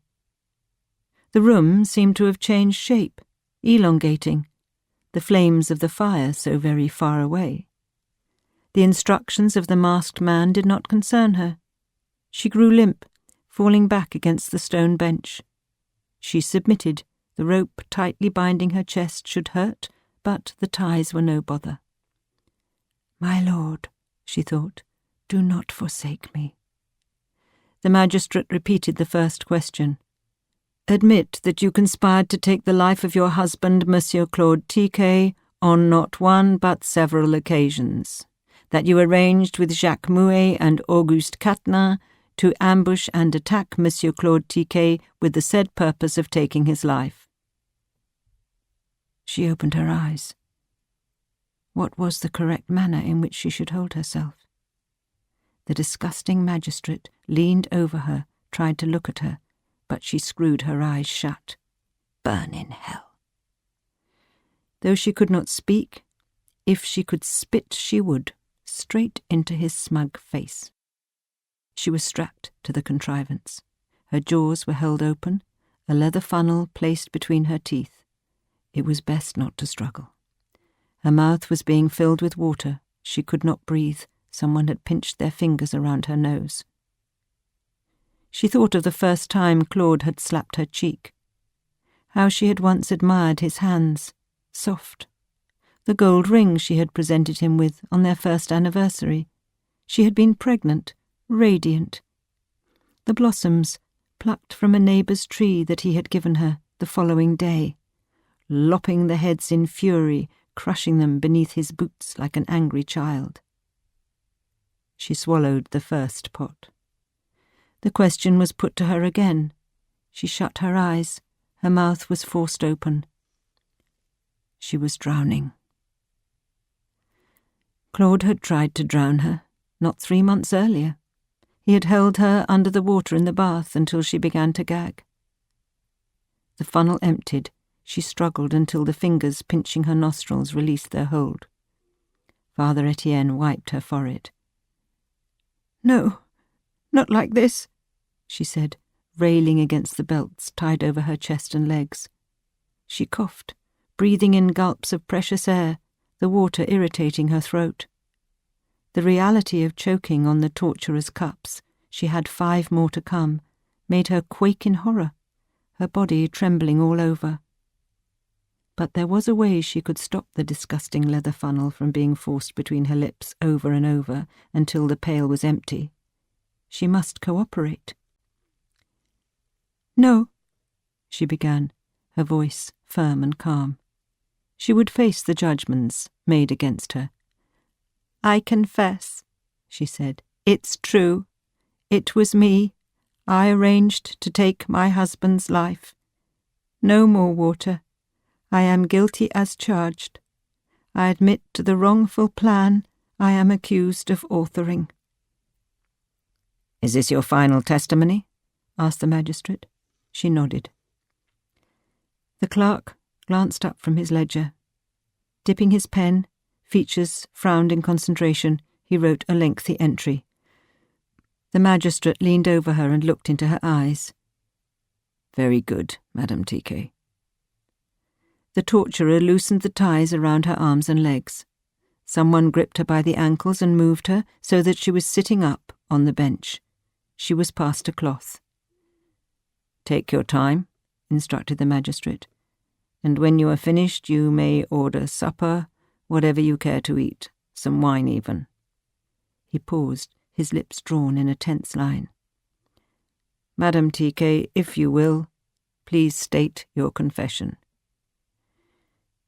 She confessed that she had given 20 louis d'or to her servant, Monsieur Jacques Muet, to arrange for Monsieur Auguste Catelin to carry out the assassination of her husband.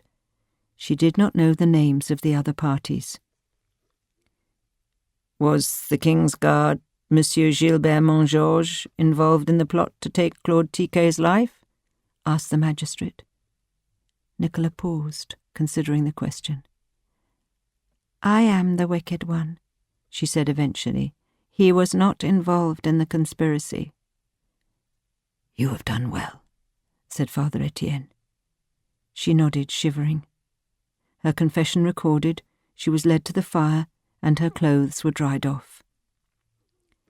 "Please, Father Etienne," she said, "ask the Lord God's forgiveness of my husband, for I shall remember the sentiments we felt for one another when we were first married, as I meet my death."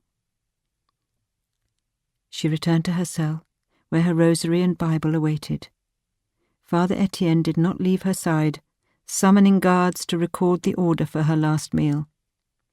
At 2 p.m, a tray arrived, loaded with wine, a plate of asparagus, peas, roast duck, orange sauce, and 2 chocolate bonbons. Several hours had passed, and the strange calm that had descended upon her in the torture room was lifting. She found herself hungry and nervous. She had imagined she would not be able to eat the banquet, but discovered a formidable appetite. She ate until she could no longer swallow. This was her final meal, and she would devour each last crumb. She made sure she tasted the wine, the sauce, the roast duck, and seasoned asparagus. She burped, she did not care, and wiped her greasy hands on the coarse prison skirt. "Shall we pray?" asked Father Etienne. She wanted to throw her head back and laugh in his face. "What have we to lose? Let us pray." Father Etienne winked, a smile playing at the edges of his mouth. "You are bearing up," he said. "You are bearing up very well." He had prepared a private mass for her. She knelt at the small table before the window in her cell, the priest close by her side. He lit incense and brought out a flask filled with wine and a box of communion hosts. He performed the Mass, administering the sacraments, her last rites. They prayed holding hands. She looked at the kind priest. "Had I only the sense to leave Paris when you suggested it, forgive me." "It is past. There's nothing to forgive." Father Etienne attended her with full concentration. She closed her eyes, saw Jean-Paul, Clotilde, Claude, Gilbert, Marie-Catherine, her home, her staff. A trickle of fear like water seeping through a crack in the stone, cold and wet.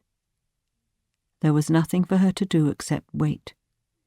She had comported herself with dignity, but a lumpen horror was shifting awake, its huge, misshapen form stretching its limbs, opening its toothless maw to draw in a breath.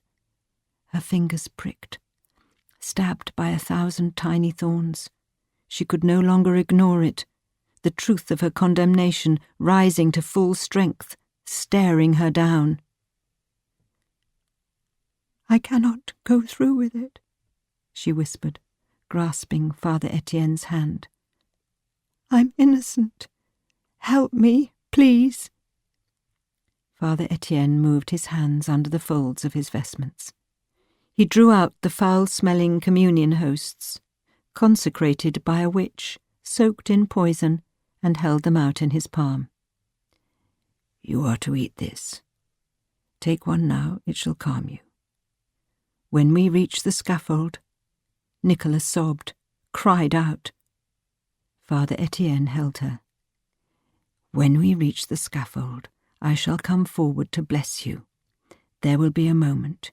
You are to allow me to put another in your mouth. It will take away your fears, your pain. Do you understand?" "Yes, Father." Nicola obediently nodded her head. The wafer was unimaginably bitter. The taste was like gnawing upon a branch of hemlock, though something in it was familiar. For a moment she feared she would begin to gag, her throat revolting at the substance the priest was trying to feed her, but she was determined. Clenching her teeth and closing her mouth and breathing through her nostrils, she swallowed the wafer down. Father Etienne extinguished the candle and led her to the bed. He helped her to climb onto the mattress and lie down. "Sleep. They'll be back soon. Look out for me." "Are you to leave?" "I shall return. I'll ride with you in the tumbril. I shall be by your side as our Lord's representative until the very last moment, but for now you must rest. Let sleep take you." Her cell began to change shape, blurring at its edges. She felt a conviction that she would be able to face the executioner. Listening to the noises outside her cell, she became aware of them transforming into a softer pitch. She unclenched her fingers, allowing the tension to drain from her limbs. Whatever terrors lay in wait, she would withstand them. The face of her daughter, a pink, pale peony, fluttered before her eyes. She reached out her hand to caress her cheek. "Clotilde," she whispered, meet me at the gates." Her daughter smiled, her eyes black as coals, a fire behind their gaze.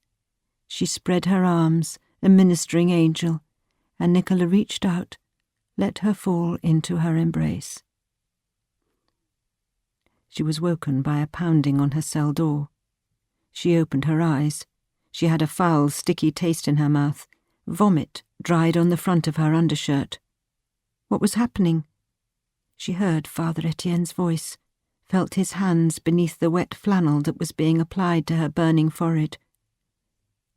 "My veil," she said, sitting up. "My rosary."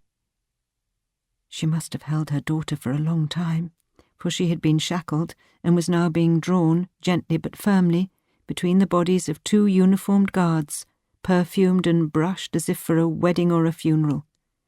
No, it was for an execution, with the eyes of all of Paris upon her. She walked upright and proud.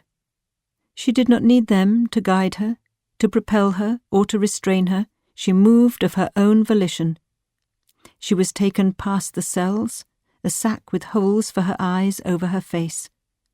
Was the covering to protect her dignity, or was it for the benefit of the prisoners, to enable them to harden their hearts against her?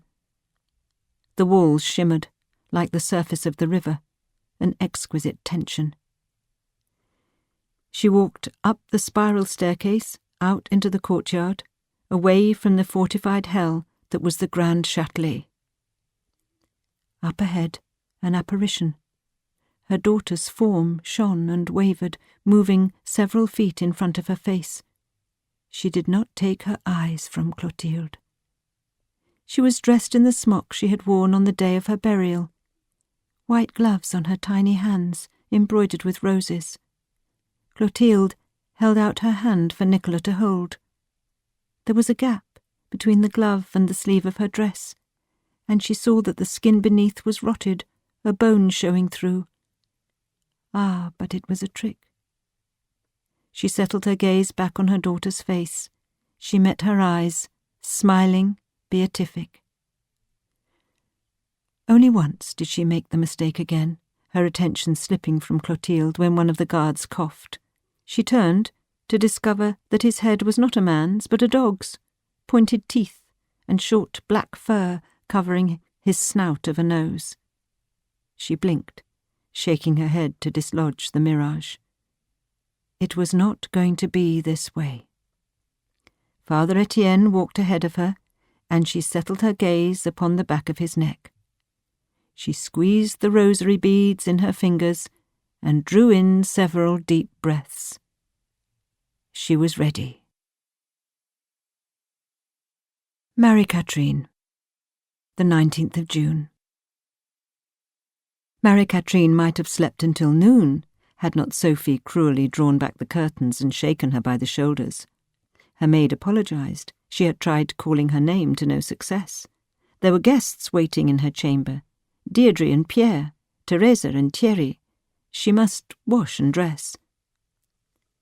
For several tempting moments she considered dismissing her maid and burrowing her aching forehead deep into her pillow, pulling the covers around her tired limbs, letting the tendrils of slumber take her away, their tiny fingers boneless ghosts white as fish skin. She drank the strong coffee Sophie had delivered on her breakfast tray. It was accompanied by fruit and bread, but the thought of pressing the stuff between her teeth, of chewing and swallowing, turned her stomach. After several sips of the thick coffee, the little succubi of sleep began to withdraw, and she was able to collect her thoughts. She asked Sophie what to wear, relieved that her maid had anticipated her lack of foresight. Bleary-eyed she moved, more marionette than woman, holding out an arm and then a leg for Sophie to cover and button and tie. First her undergarments and then her black satin gown. Her feet pinched inside their sturdy boots, but she would withstand the pain today. Soon she was dressed, an African beetle, her transparent flying wings folded up and hidden, protected beneath the impenetrable armour of her heavy cape. "Maman!" Deirdre rushed towards her, her arms extended, her face an open book of concern. She was elegantly dressed, her posture held with supreme poise, but for the terror that glinted like black glass in her eyes. Behind her followed Teresa, her emotions more difficult to ascertain. Her daughters tucked their hands beneath her elbows and walked her to the balcony, where their husbands stood, balancing tea, saucers and cups, looking down upon the crowds swarming Rue Saint-Germain. A charge crackled in the air, barely contained. She felt it prickling along the hair of her legs and arms. It was real. Nicola Tiquet's day of reckoning had arrived, the wheel swinging to a stop, the hags of fate holding aloft their iron shears, the red filaments of Madame Tiquet's life glistening in the flames of their fiery cave. Her many attempts to adulterate the brew that swirled inside her friend's bitter cup had been in vain. She asked Thierry for the time, surprised to learn that it was past midday. Their party needed to travel to the Place de Grève on the other side of the city, and she had held them up. The longer they waited, the slower and more arduous their passage would be. "Where is Angelina?" asked Marie-Catherine. Teresa clutched her hand, stroking the soft flesh near her thumb. She held her gaze. "Do not be alarmed, Maman, but she's set off already. Perhaps we'll meet her there." "She said you're not to concern yourself, Madame," added Sophie. "She prefers to stand with the public." "But is not safe!" exclaimed Marie-Catherine. She put a hand to her chest, for her heart had suddenly begun to thump painfully. She had hoped Angelina would muster her anger and disappointment and join them. Aware of the marshalling tread of tiny insects inside her skin, she became convinced that the hidden nest had been discovered, attacked by the stomping foot of a child, the muzzle of an invading bear. The domestic workers who never left their underground chambers, who did not venture to forage food, were scurrying hither and thither, moving eggs, amassing forces to protect the vulnerable queen. "Did she take her mail?" inquired Marie-Catherine. "The package is gone, Madame," replied Sophie. "I checked inside her room." With any luck, Angelina would have already made her way to Pierre's friend's apartment. She knew the address and was aware of their plans. Marie-Catherine muttered a half-hearted prayer that Angelina had recalled her senses and would be waiting for her when she arrived. She would go to her youngest daughter and sit beside her, make an especial effort to comfort her, giving her back some of the strength she had shown her during the past few difficult months. Their coach was held up on Pont Saint-Michel, trapped behind a column of carriages. The rows of black canopies, leather membranes stretched over jointed steel bones, recalled to her an illustration of bats. The world had turned upside down. The paved road had become the ceiling of their rocky grotto. The predictions the commentators had published in the newspapers were coming to fruition. All of Paris, it appeared, would attend the hanging and beheading. Within striking distance of the Hôtel de Ville, they were forced to stop again, and she closed the curtains of the coach, shutting her eyes, refusing all gestures of comfort from her daughters and their husbands. She felt a palsy seize her limbs. She had grown limp. She would not move. Several attendants had to help her down the stairs, towards the guarded entranceway of the building. Pierre had organised for her to be seated at one of the balconies behind the grand ballroom's 4 sets of double doors. She inspected the gathering of associates and friends, of the gentlemen whom they had hired the viewing platform from, but could not find Angelina. "Marie!" exclaimed Marguerite Dunoyer, turning her thin neck to kiss Marie-Catherine's cheeks. "How are you bearing up?" Marie-Catherine gave a short nod, her expression guarded. "Had she read the papers?" inquired Marguerite, her skeletal frame leaning forward, touching her hand. Her cold, flat eyes searched Marie-Catherine's face. Marie-Catherine replied that she had not found the time, and nor did she care to hear the minutiae of the developments in the case. But Marguerite did not seem to hear her. She began to speak of the rogue Catelin, who had turned himself into the police, allowing the trial to proceed. His life had been spared, even though he had been found guilty of taking part in the conspiracy to murder Claude Tiquet. Instead, he had been sentenced to the galleys. "Perhaps a harsher fate?"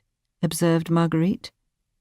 Her friend had attempted to engage her in speculating about the fellow's motives, but Marie-Catherine was too distracted to follow her argument, let alone contribute her own opinions on the matter. Look at her, poised on the end of her chair, huge black eyes distracted, absently touching her ear as she rambled on, her gaunt arms scissoring wildly the yellowed husk of her skin. Why, she was like a locust, the spurs on her legs hooked into an ear of wheat, the stem wavering, jerking her helmeted face, mandibles unlocking to feast on the fatty germ of the seed. A hand settled on Marie-Catherine's shoulder. She felt the twisting in her stomach uncoil and dissolve. She turned her head, tears welling in her eyes. "Shall I sit beside you, Maman?" asked Teresa. "Thank you," she whispered, her voice choking. Wherever was Angelina? If only her mind would function properly. She grasped her cane, leaning on the ball of the handle, and rising to stand. Gently she tapped Teresa's leg. Her daughter shifted out of her way. The ballroom heaved with spectators. First, her thoughts had grown tangled, and now it seemed that her ears were afflicted. She'd been bewitched with the sense of heightened hearing, the whisper of a greeting, the flick of the catch on a fan, the scratch of a fingernail along a stiff collar, the wet smack of a kiss, the scraping of a chair leg, a slurp of cordial, the cracking of a nut, a sigh of exclamation, the buzz of a fly, were all amplified by several orders of magnitude. A hunger pain scratched inside her belly, and she pressed on her cane, walking towards the banqueting table, laden with canisters of wine and cordial, bowls of grapes, plates of apples and oranges, peaches and apricots. The ripe skins burned her eyes. She saw that the leaves on some were still attached, and tiny twigs. She imagined, below the legs of the table, a huge trunk, its limbs forking into smaller and smaller branches and stems. In her ears, at her elbows, near her nostrils, a monstrous buzzing, a clicking and nibbling, and she could see hordes of insects invading the orchard, homing in, piercing the enticing membranes and digging in their tongue parts like tiny surgical tools until the feast had been utterly consumed. She must find Angelina, stand with her. Sophie had been anxiously shadowing her movements, and she turned, whispering her plan into her ear. Her maid took her arm, and they began to tunnel a passage through the densely packed bodies. Sophie in the lead, Marie-Catherine close behind, wielding her cane like a wand whenever a tiresome monsieur failed to clear their path. Along the panelled corridors they travelled, and down the curving stairwell. They moved through the colonnaded foyer, avoiding its enormous mirrors and tinkling chandeliers, moving against the flow of people like baubles stuck in a drain. The bells of Notre Dame clanged the hour of 4 o'clock, each chime sending shivers along Marie-Catherine's back. The sky was overcast, an insipid grey. Outside the grand apartment buildings, a plague was descending. Archers, mounted on armoured horses, sat primed in their saddles, sweeping the crowd for signs of unrest. The scaffold and gibbet, looming like a hideous stage set, were cordoned behind temporary fencing, every few paces stationed with a pair of uniformed guards, itching to draw the pikes and swords gripped in their hands. The hierarchies of the insect kingdom had heralded the call. Swooping and swarming, gnats and cicadas, grasshoppers and crickets, the intricacies of their colourful chainmail and familial shields on display. They inched forwards, gaining ground, the pulsing mass adjusting, shifting to allow its parts to assemble as more and more individuals packed together, neat as the microscopic scales on the wings of a moth. Hawkers thronged the edges of the assembly, trading their foodstuffs and pamphlets and buttons, trinkets, especially stamped to memorialise the event. To the east of the scaffold was a heavily guarded corridor, along which the condemned would make their passage. Marie-Catherine brandished her cane, unafraid to strike a blow on an offending boot or shin so she could pierce the thickened skin of the crowd and enter its great body. With Sophie, she made steady progress, passing a termite clump of clergy, a cluster of red-cloaked magistrates, countless blue-jacketed police guards. They had made their way towards the front and centre of the assembly. A brown huddle of nuns signalled hope, and she searched for Angie amongst their pinched faces. There was a struggle to her right, ants descending upon a fallen crumb. A fight had broken out. She kept walking. And then she saw her daughter, her tall frame like a column, a beacon beckoning her closer. "Angelina!" she yelled. Turning at the sound of her name, she saw her daughter's pallid face. "Maman!" she cried, reaching out her hand, grasping Marie-Catherine's fingers. She kissed Angelina, an immense gratitude filling her veins, washing out the panic of nerves that threatened to dissemble her. She had made the right choice. She stood beside her, the scaffold mere paces from them, savouring a lunatic fantasy that it was not too late. At any moment, a champion would gallop on his white stallion into the Place de Grève, royal pennants whipping, brandishing a decree that announced Nicola's last-hour pardon. Seagulls cawed overhead, and droplets of rain began to spatter. She gazed out at the Seine, convinced that her eyes were deceiving her. Its boats and ships and punts had ceased their movements, as if even the city's industries had paused to mark the momentous day of Nicola's reckoning. A lazy rumble of thunder made her flinch. Her boots were trod on too many times for her to count.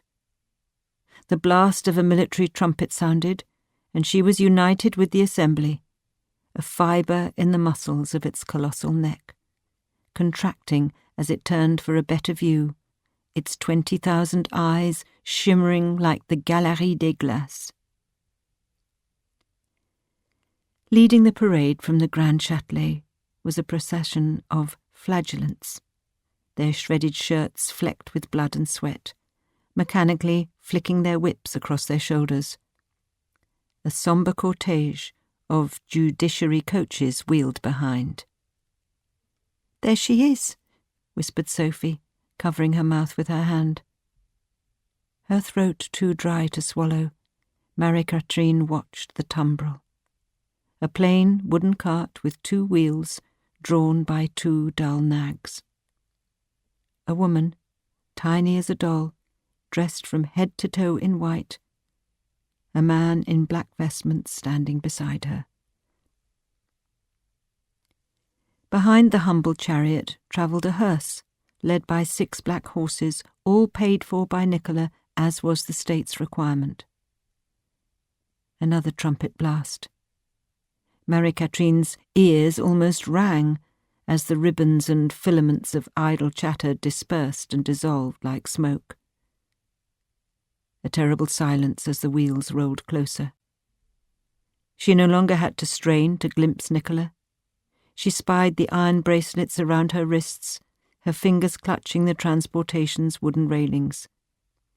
Father Etienne. Her heart twisted at his dignified, stooped form, the heavy cross dangling from its chain around his neck, held Nicola by the shoulders, guarding her against stumbling. She studied Father Etienne as he attended Nicola. Had the hosts been administered? She could not countenance the possibility that Angelina's merciful plan had not been followed to its last instruction. How tenderly the priest whispered to her friend. His gaze remained on her face, all of his concentration, his minute gestures of care, designed to reduce her suffering. Father Etienne had a gift for allowing one to imagine they were the central concern of his thoughts, that nothing but their heartfelt exchange existed. Had he performed his trick of making the crowds disappear, such that Nicola was only aware of the small sphere of compassion in which he enclosed her? She recalled first visiting him, a free woman, 6 years after her near arrest, returned to Paris with her 2 daughters to take up her apartment on Rue Saint-Benoît. He had closed the door to his office and put a finger to his lips, warning her to speak quietly. She had been relieved and then overcome when the imaginings that had diverted her during her years of exile, the wish to wind her fingers through his hair, to draw him close to her breast, removing his vestments, feeling the warm skin that stretched over his chest, his heart beating beneath his ribs, the hairs around his nipples, his buttocks, the soft cap of pubic hair above his manhood, inserting her fingers into his mouth. She could only yield when she met his gaze, his own yearning answering hers. His willingness to transgress the covenant he had vowed to obey, melting the pliant wax of her resistance. A second tumbril, in which the condemned servant, Monsieur Jacques Mouet, was being transported, a guard in attendance, rolled to a stop next to Nicola's. Although her hands were chained, Nicola tried to reach out to touch her former servant. She spoke to the wretched fellow, Mouet's expression of terror witnessed by the front rows. Their conversation concluded, Nicola bowed her head. Mouet collapsed onto the floor of the tumbril. An officer unlatched the catch on the vehicle, and Mouet was dragged to his feet, pushed forward, and made to climb the steps onto the square, walking several paces to another set of stairs which led to the platform and gibbet. He was not a willing, condemned man, and had to be helped to climb the stool, shoved and shoved in the side to stand upright. "No," he moaned as the sack was placed over his head. The noose was lowered around his neck, and he seemed to gain control of his actions. He ceased protesting, no more howls issued from his mouth. The executioner, Monsieur Charles Sanson de Lonval, spoke to him. A priest stepped forward, his hand opened on a Bible, and prayers were made. In another minute, Monsieur Jacques Mouet's short life was over. He fell with a great jerk, his neck cleanly broken. Marie-Catherine, watching with stunned compulsion, let her gaze steal towards Nicolas Tiquet.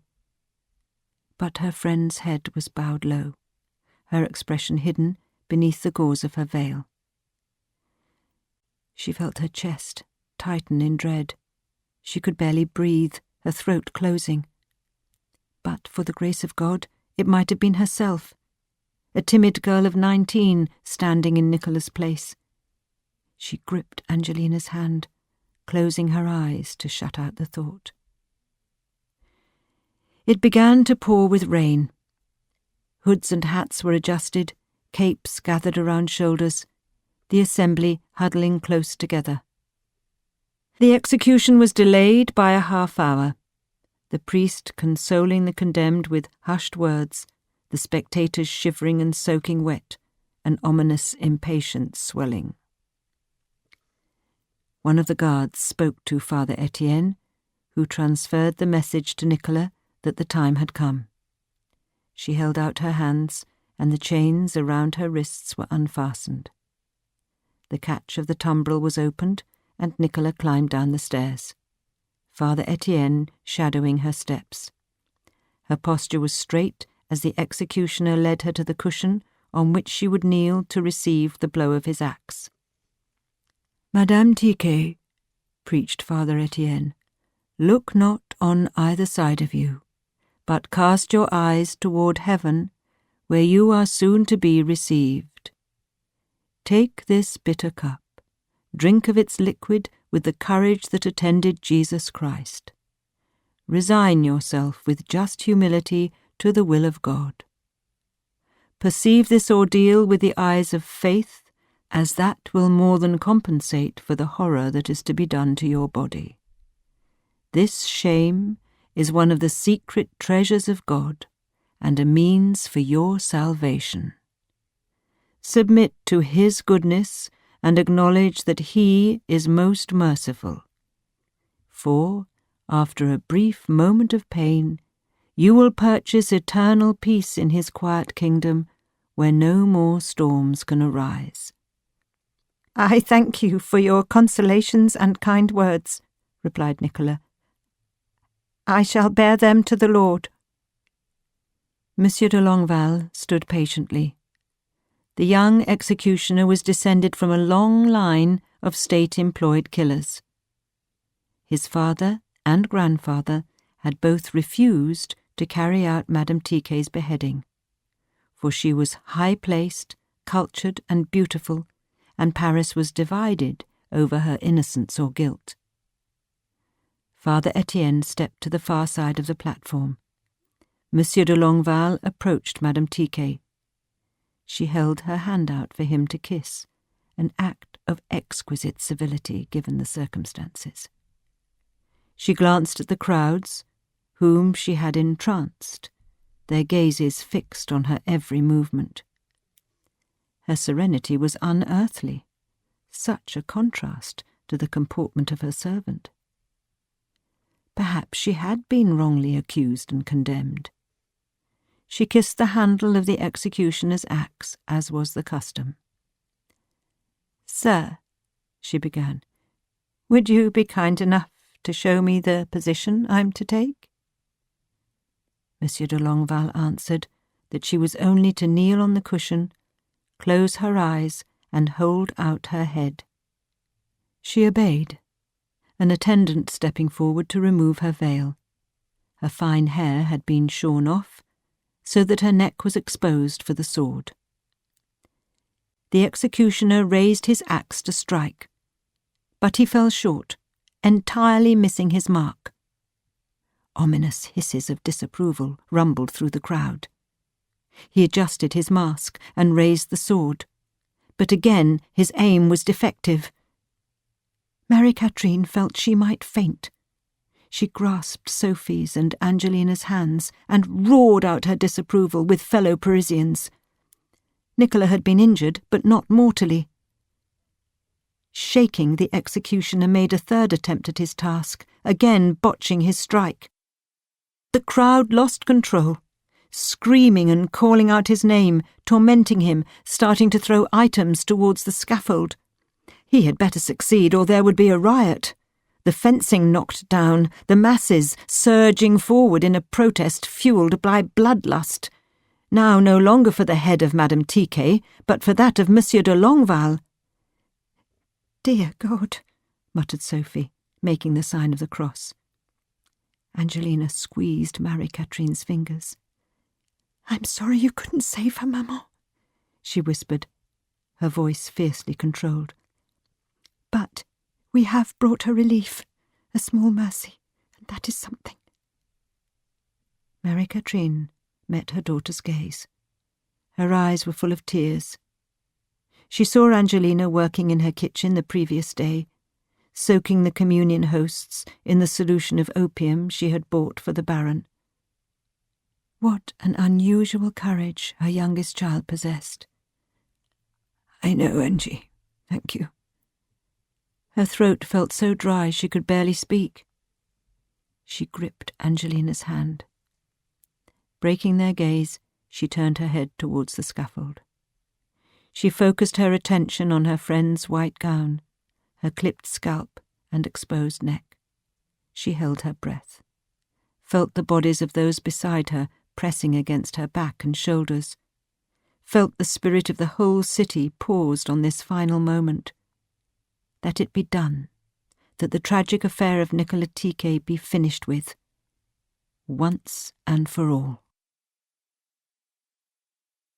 Angelina, the 19th of June. The rise and fall of the carriage wheels, negotiating a bump in the uneven road, woke Angelina. She was lying on the floor of the transportation, between two benches. She felt someone's feet in her back. Another set of shoes were inches from her face. If she wished, she could reach out and undo the buckles. Someone had laid their coat on the floor to cushion her back, and placed another on top of her. She could feel its rough wool on her arms. The carriage smelt plush and new, not the type her mother hired for an errand or outing. And in the dim light she noticed tiny crosses, wreathed together with crowns, a golden plait decorating the interior door panelling. She drew her knees closer to her chest, moving the coat so that it was under her cheeks, and closed her eyes again, concentrating on the motion of the vehicle, the sound of the wheels turning beneath her, letting the rocking sensation soothe her back to sleep. The coach stopped on the street outside Marie-Catherine's apartment. The footman announced they were home, but she could not rouse herself to move. It was as if her bones had liquefied, her organs and muscles dissolved into a murky soup. One of the servant's arms dug under her knees, the other cradled her around the shoulders, and she was hoisted out of the carriage, her boot catching on the narrow door frame. Delivered to the street, she was urged to stand up, only to collapse again, deserted by the spirit that animated her, the fuse that coordinated her limbs' movements like the mechanism of a clock. Eyes shut, her head against the footman's chest, she heard the steady, distant thump of his heart. She was carried into the house, down the hallway and up the stairs to her bedchamber. Feebly, she tried to fight the stupor stealing over her consciousness. Lise or Sophie, she did not know whom, was undressing her, preparing her for bed. A candle burned on her writing table, and she let her gaze drift across the articles and questions she had cut from her mother's journals and pasted to the walls, so that when she glanced up from writing in her diary, she might find a sentence or phrase to keep her going, wrestling the thought she was exploring, until she had it captured and pinned in its entirety on her page. But what was the use? The discipline of expressing her ideas seemed many distant fathoms away. Her mind was dust. She could taste its grainy particles inside her mouth. It was as if a hideous slug had taken residence inside her head, entirely boneless, a tongue that moved in groping pulses, making its eyeless sweep.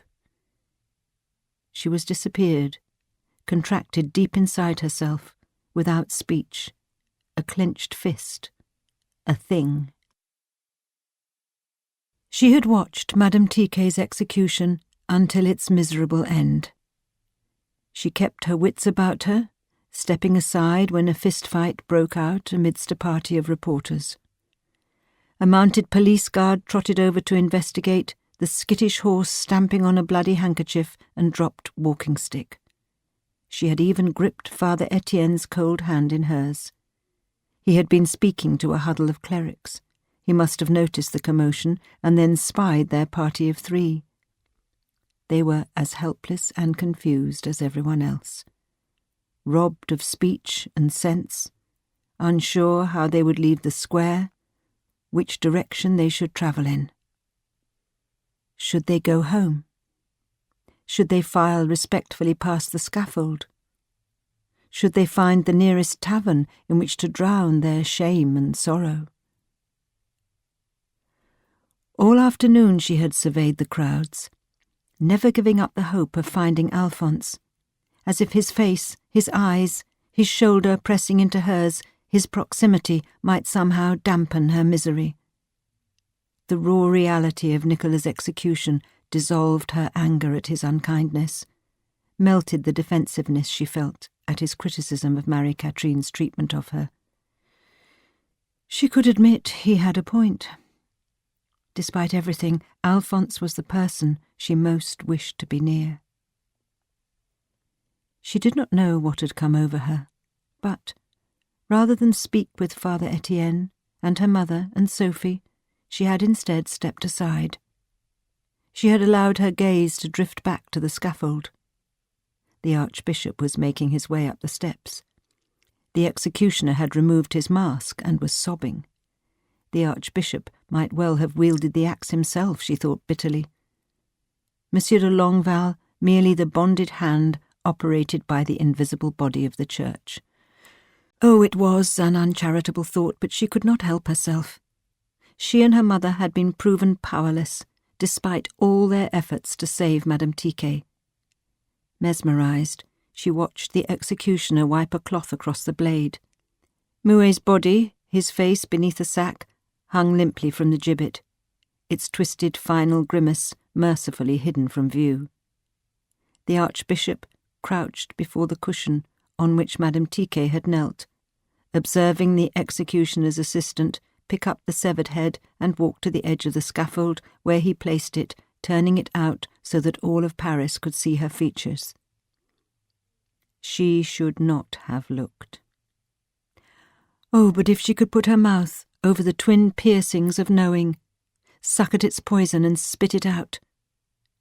For 3 long nights and days she dreamed of Madame Tiquet's head, shorn and exposed, no snakes writhing in place of her hair, for she was no Gorgon or Medusa, no matter what the Archbishop suggested about her influence over the wives of Paris. She opened her eyes. How much time had passed? Perhaps a day? Her chamber was wreathed in daylight, her mother seated on a chair in the corner of the tiny room, her writing tray across her knees. "Angie," said Marie-Catherine, putting the tray down on the bed and drawing her chair close to Angelina's face. Was she ready to eat? Might she coax her into swallowing a mouthful of tea? Angelina shook her head weakly. Not yet. Might she be diverted by a story, perhaps?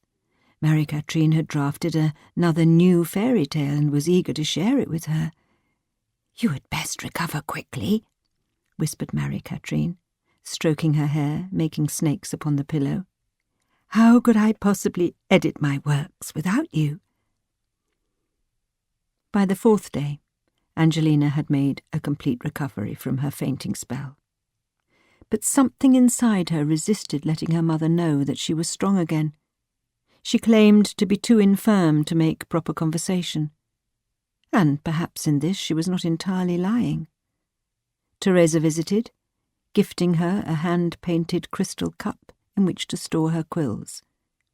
Deirdre and her 4 daughters crammed into her room, the twins crawling over her legs, lifting the covers to tickle her naked feet, making her smile, despite her determination to play up her feeble state. Father Etienne stopped by. She hardly recognized him. His usual patient and self-effacing manner returned. The persona of the enervated gallows assistant who had tended Madame Tiquet slipped back into his secret box of props. She shuffled herself to the far edge of the bed to allow him to sit beside her, then closed her eyes and pretended to doze, while he arranged the dried pears he had brought on a plate on her bedside table. He had also brought a gift for her, a book by his favourite philosopher, Montaigne. When she was ready, he would like to read her one of the great thinker's essays. Angelina knew that her mother had informed him of her confession, for there was an intimacy in the priest's bearing. She saw it in the moments his eyes lingered on her face. Accepting a pear, she sat up in the bed, told him she was ready to hear the author's meditations. Pleased, Father Etienne chose Montaigne's essay about pain. She had little to contribute, by way of answering the philosopher's thoughts, but she would store his wisdom up. It was as if she were collecting the priest's, her father's, affection for another time. Then and there, she was not ready to respond. Perhaps later, when the fontanelle of her vulnerable new self had shifted closed, she would dare to formulate her feelings into words. For now, this visit by her real father was too overwhelming, too fragile to dissect with conversation. Alone, while she grew strong again, she vowed to take out Father Etienne's treasures, lay them on a velvet cloth, examining them beneath the glass slide of her thinking. And he seemed to understand. He accepted her solicitous silence, did not ask directly about her feelings, nor attempt to excuse the far-reaching consequences of the decisions he had made all those years ago. A small stack of correspondence sat in her writing tray, in front of the row of books she had collected and arranged in a line under the windowsill. Mademoiselle L'Héritier and Madame de Murat had heard about her fainting spell and written kind get-well notes. Using the opposite tactic from her mother, Henriette Julie instructed her to take her time in writing the review that she had promised of her memoir. There was no rush. Strangely, this counsel inspired her, and late into the 5th night, her mother retired to her own chamber, she arose from her bed and went to sit in the chair before her writing desk. She wrapped a blanket around her legs and laid out a blank piece of notepaper, cutting herself a fresh quill. She would answer the letters in good time. For now, she reflected on the idea she'd had the night of Mademoiselle L'Héritier's salon, about writing a story of her very own. The events of the past week had thrown up new material, and she jotted down her thoughts, the path of her original idea forking in several new directions. It was too soon to tell how the experiences might interact and reform in her imagination, but she felt confident that the germ of an original tale, penned by her own hand, had been seeded. What a strange sense, to face the asylum of her writing desk without compromise or interference, with no need to understand and interpret and make clear the creative will of another writer. She had said goodbye to Madame Tiquet so many times in her dreams. She was surprised that she continued to be visited by her. She heard her voice. She recalled the distress on her beautiful face the afternoon of Marie-Catherine's salon, when Angelina had first met Alphonse. Free of demands, she kept returning to the moment she had unhatched the idea to add the solution of opium she had purchased for the Baron to the communion hosts. Her foolhardy notion of asking Father Etienne to agree to her plan. She had been half out of her mind, the nursing sister of her training concerned above all else with alleviating needless suffering. She had thought to act as an angel of mercy.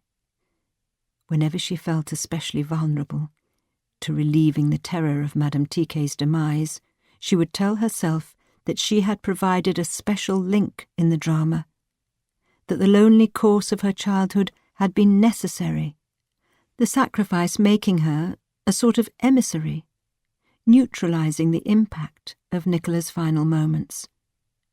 For why on earth else would a priest have agreed to such a dangerous and risky action? The willingness of Father Etienne and Marie-Catherine to bring her plan to fruition enabled her to take a strange comfort in her abandonment by them. The grief they had caused her, the guilt they obviously felt, had in fact enabled them to agree to her blasphemous and highly illegal solution. It was an odd power to bear, and she held on to it tightly.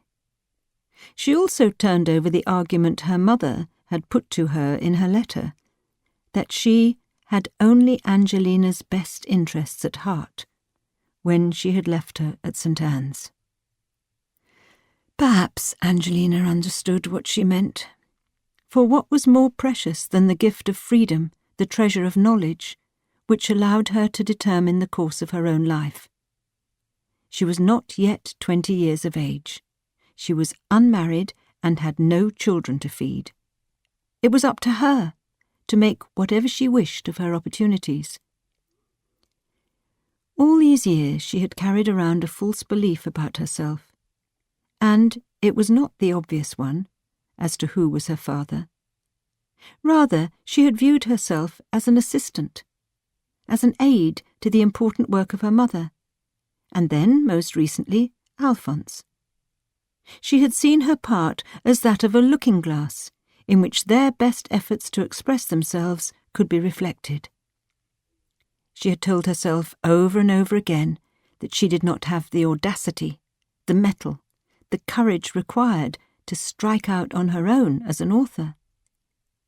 But perhaps she had been misguided, self-limiting.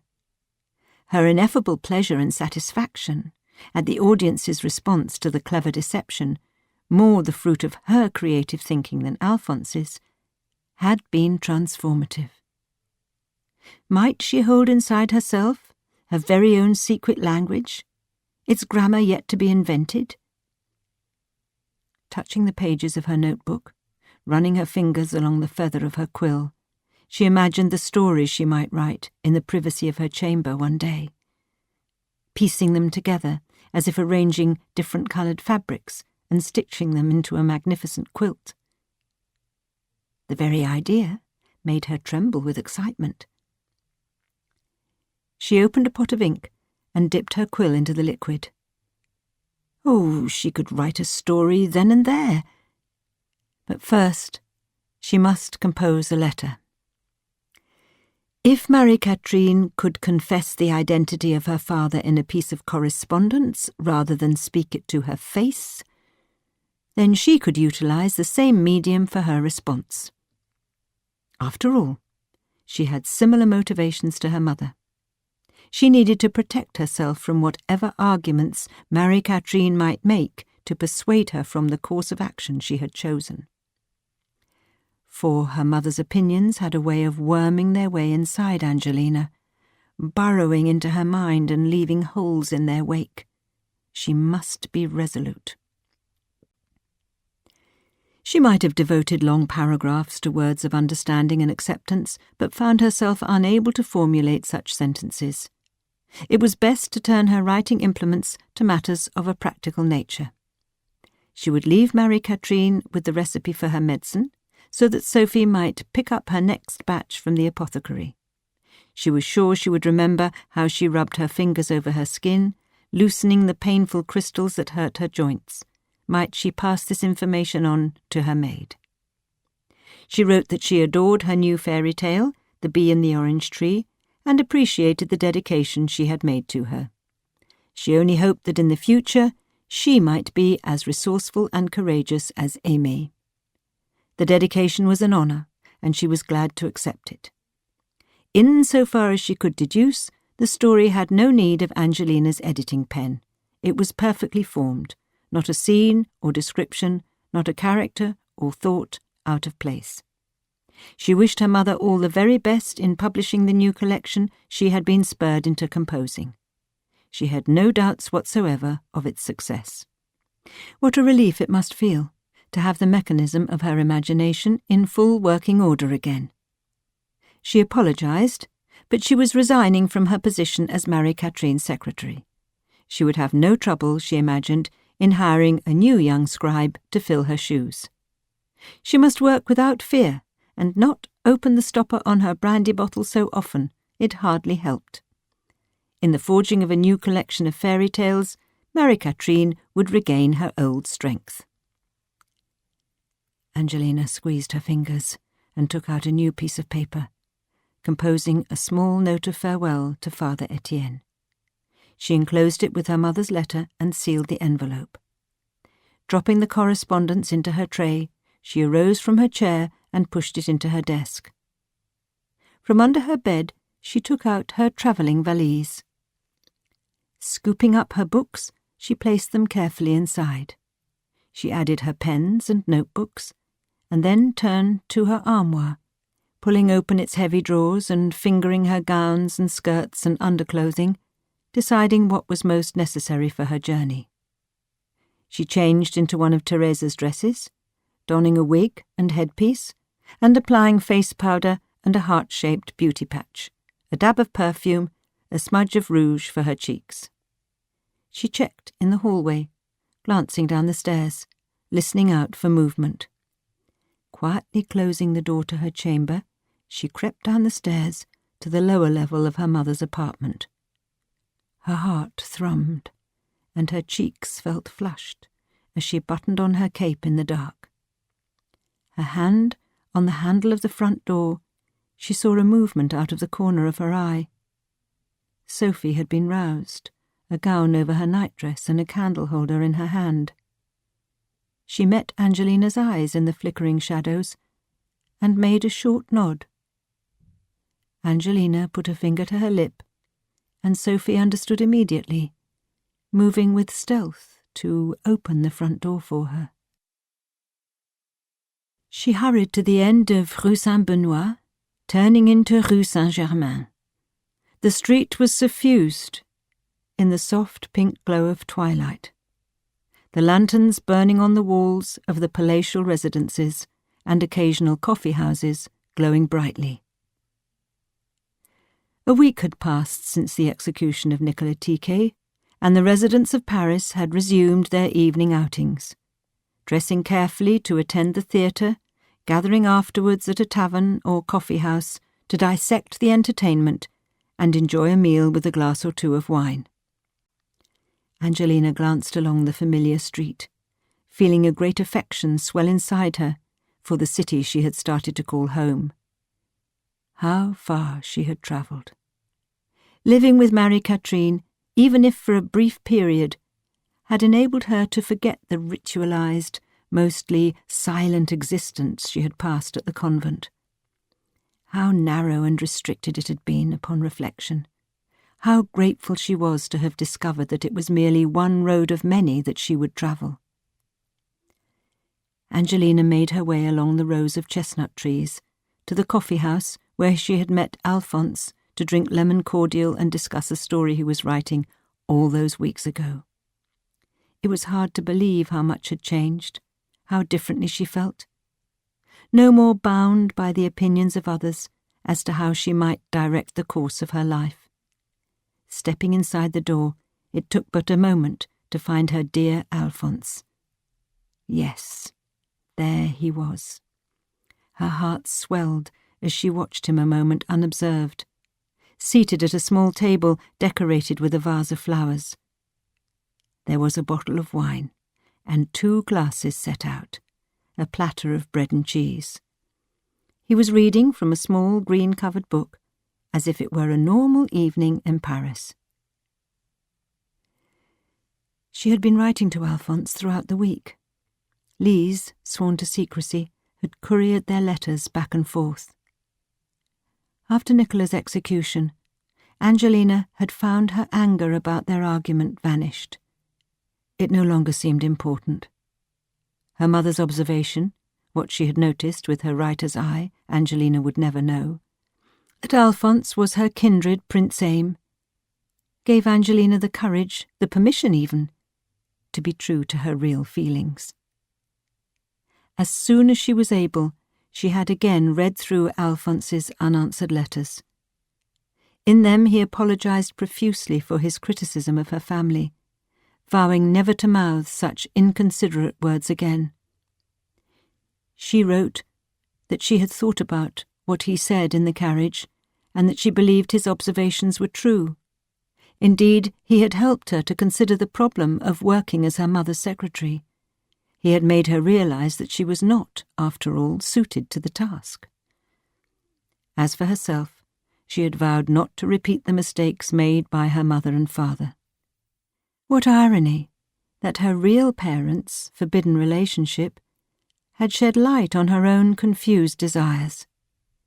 When Alphonse first confessed to her that he was writing an historical novel about the Baron and Marie-Catherine, she had been too surprised to formulate a response. She had felt shocked and not a little betrayed to discover that he had been investigating Baron d'Aulnoy's incarceration at the Bastille, with a view to transforming the details into a riveting tale. He promised her that in the final version he would disguise names to protect the reputations of those involved, and the book would not be printed in Paris. She accepted his decision to contact Cornelius Alberts with the proposal.